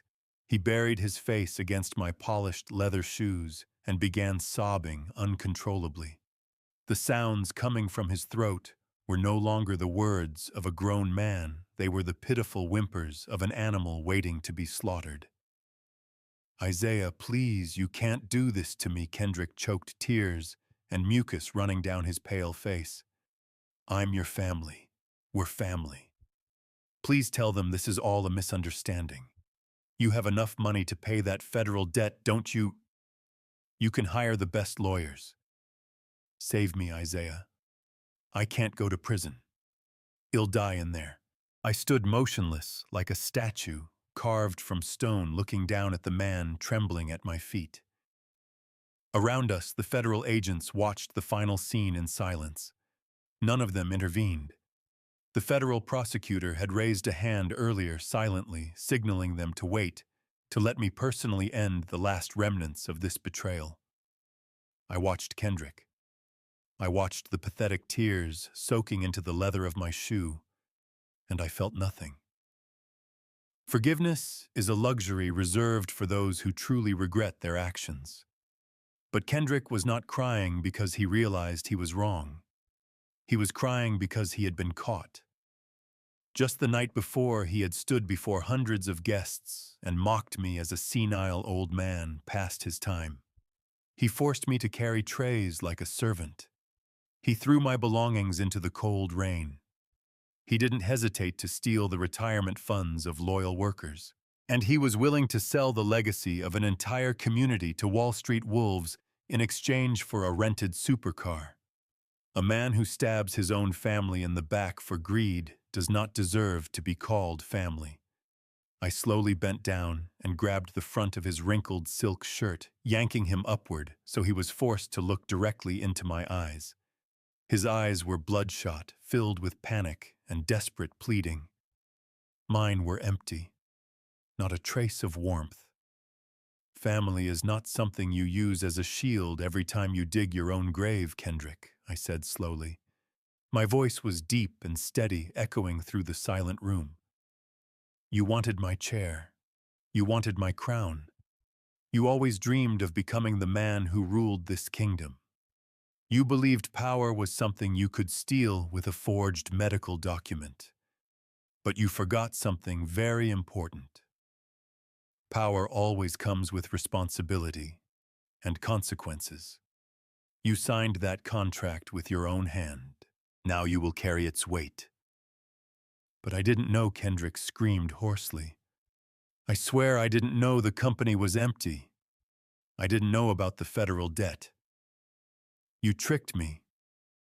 I released his collar and stood upright again, brushing my hands lightly, as if I had just touched something filthy. Your ignorance is the price you must pay, I replied coldly. You were too lazy to build your own success, too stupid to read the documents you signed, and too arrogant to respect the man who fed you. In this world, there is no more fitting sentence for a foolish traitor than letting him destroy himself with his own greed. I stepped back, pulling my leg free from his desperate grip. Then I turned away. I didn't even bother looking at him again. Enjoy your title as CEO Kendrick. And enjoy your 20 years in federal prison. They don't serve champagne or Cuban cigars there. The agents moved immediately. They seized Kendrick's arms and dragged him across the carpet. His voice echoed through the hallway as he screamed my name in desperation. The sound faded slowly until it disappeared behind the steel elevator doors. At last, the room was silent. The stains had been cleaned away, and no mercy had been left behind.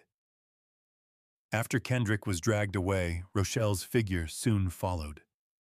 2 female federal agents gripped her arms and pulled her straight toward the elevator. She was no longer screaming. Only broken, trembling sobs escaped from her throat. The expensive makeup on her face had smeared into a miserable mess mixed with tears and sweat. Her glittering evening dress, so carefully chosen to display wealth and status, was now wrinkled and stained with dust from the floor. She lowered her head, trying desperately to avoid the stares of the office employees gathered along the hallway. Employees she had arrogantly ordered around only yesterday. Employees she had threatened to fire. The cold steel handcuffs around her wrists reflected the fluorescent lights above a brutal reminder of the true cost of greed. She had dreamed of living like a queen. Now she would have to get used to an orange prison uniform and the cold concrete walls of a federal penitentiary. I stood silently and watched her disappear behind the elevator doors reserved for prisoners. The boardroom that had just witnessed the ultimate betrayal was now completely empty, silent.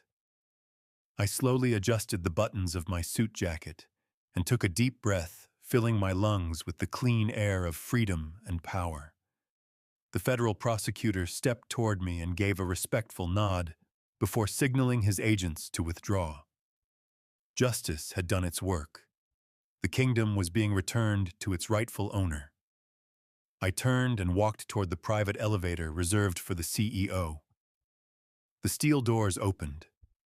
This time, there were no biometric errors, no security denials, no one standing in my way. I stepped inside and pressed the button for the main lobby. The elevator descended smoothly, carrying me away from the rooftop where every lie had just been burned to ashes. When the doors opened at the ground floor, brilliant morning sunlight from the streets of Atlanta flooded into the building's grand lobby.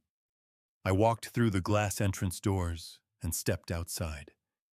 And the sight waiting for me there was the most perfect image a man could hope to see after 40 years of war in the business world. The entire street in front of the headquarters had been sealed off, not by police cars but by a fleet. Dozens of brand-new armored transport trucks painted in matte black stood in 2 perfectly straight lines, stretching to the end of the block. The morning sun glinted across the fresh metal paint, illuminating the gold-engraved emblem on each vehicle's side, Vivian Trust. This was not a hollow company. It was the most powerful, most disciplined, and most valuable armored transport fleet on the entire East Coast, an empire I had quietly protected for years. Standing beside each armored truck were my people: drivers, security officers, veteran guards, the most loyal employees I had ever known. They wore sharp black uniforms and carried their weapons legally standing perfectly straight like a living honor guard. There were no fake cheers, no sycophantic applause. They welcomed my return with complete silence, the kind of silence that carries discipline and the deepest respect. At the front of the line, I saw Marcus, the young hacker, smiling proudly. And beside him sat Malik in his wheelchair, his back still perfectly straight. His young son had survived surgery at dawn that morning, paid for by the cash I delivered personally.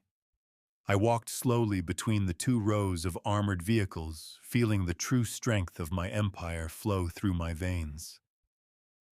This was my legacy. This was power that no forged document could ever steal. Loyalty built with sweat and blood, not deception. The old lion had not merely awakened, he had returned with his entire pride, and the kingdom belonged to him once again. Night has finally returned to the city of Atlanta.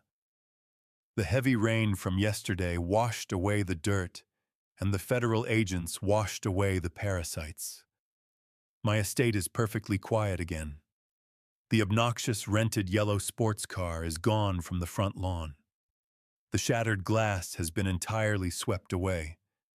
The crushed rose bushes that Vivian loved so much are already being replanted by my landscaping team. The circus has packed up its tents and left town forever, leaving the king alone in his castle once more. I am sitting in the heavy leather chair in my private study. The room is dimly lit by a single desk lamp casting a warm golden glow over the polished oak wood. I strike a wooden match, and the sharp smell of sulfur fills the air. I take my time lighting a thick hand-rolled cigar, watching the blue smoke curl slowly toward the ceiling. I reach for the heavy crystal decanter and pour a generous measure of 20-year-old bourbon into a glass. I do not drink it immediately. Instead, I gently place the crystal glass on the desk, right next to a silver-framed photograph of my beautiful wife, Vivian. Next to her photograph, resting safely on a piece of black velvet, is her custom diamond necklace. The federal agents retrieved it from Rochelle before they loaded her into the transport van. It is finally back where it belongs, untainted by the greed of a bitter, jealous woman. I look at Vivian's smile in the photograph, and I feel a profound sense of absolute peace settle deep into my bones. We built this life together from the absolute bottom. We survived the dangerous streets, the empty bank accounts, and the sleepless nights because we had something that Kendrick and Rochelle will never understand. We had respect. People often make the dangerous mistake of confusing blood relation with true loyalty.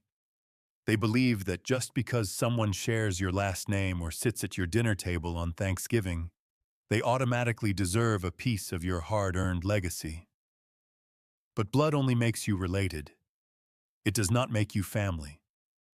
Loyalty is not an inherited right. It is a heavy currency that must be earned through respect, sacrifice, and unwavering support when times are difficult. You can take a weak man out of the hood and dress him in tailored silk suits. You can give him a high-paying title and surround him with luxury. But you can never take the poverty of the mind out of a man who refuses to earn his own keep. Kendrick wanted the heavy crown, but he possessed absolutely none of the strength required to carry it. He thought an empire was just a bank account he could endlessly drain to buy the respect of strangers. He did not realize that a real man builds an empire not to feed ungrateful parasites, but to build a massive fortress around the people who actually deserve protection. The people who stood by him when his pockets were entirely empty. As a man, you work your hands to the bone so your loved ones do not have to suffer the hardships you endured. You provide, you protect, and you build. But you must never let your quiet kindness become a weapon they can use against you. A true king must know exactly when to build a bridge and when to burn it down to protect his true kingdom. My legacy is safe. The Caldwell name remains untarnished, and the predators have finally become the prey. A real man builds an empire to protect the people who actually deserve it, not to feed a pack of greedy parasites. Do you agree with that? We spend our entire lives breaking our backs to lay a solid foundation so our families can walk on smooth ground. We sacrifice our sleep, our health, and our youth just to make sure they never have to feel the bitter sting of poverty that we grew up with. But sometimes the very people you carry on your shoulders are the ones secretly trying to cut your throat. They get entirely too comfortable in the shade of the tree you planted. They mistake your quiet patience for weakness, and they mistake your endless generosity for a free pass to disrespect you in your own home. I had to learn the hard way that you cannot buy loyalty, and you absolutely cannot fix a rotten character with endless forgiveness. Sometimes the most loving thing you can do for yourself is to let them fall so they can finally learn the true value of $1. You have to be willing to look the people you love right in the eye and permanently close the heavy door on them when they prove they only love your money. Have you ever had to make that incredibly difficult choice? Have you ever had to clean up ungrateful, toxic people from your own life to protect your mental peace and your hard-earned legacy? I really want to hear your story. Tell me about the strict boundaries you had to set in the comments section below. I read every single one of your experiences because I know I am not the only man who has had to fight this quiet battle in the dark. If you believe that respect must be earned through sweat and that family loyalty is an absolute privilege, not a guaranteed right, please hit the like button right now. Share this story with someone who might be struggling with a toxic relative right now and desperately needs the courage to finally stand up for themselves. Subscribe to the channel so you never miss another story about absolute justice being served cold. Thank you for taking the time to listen to my journey today. Until next time, stay strong, protect your peace at all costs, and never let anyone make you feel useless in the beautiful empire you built with your own 2 hands.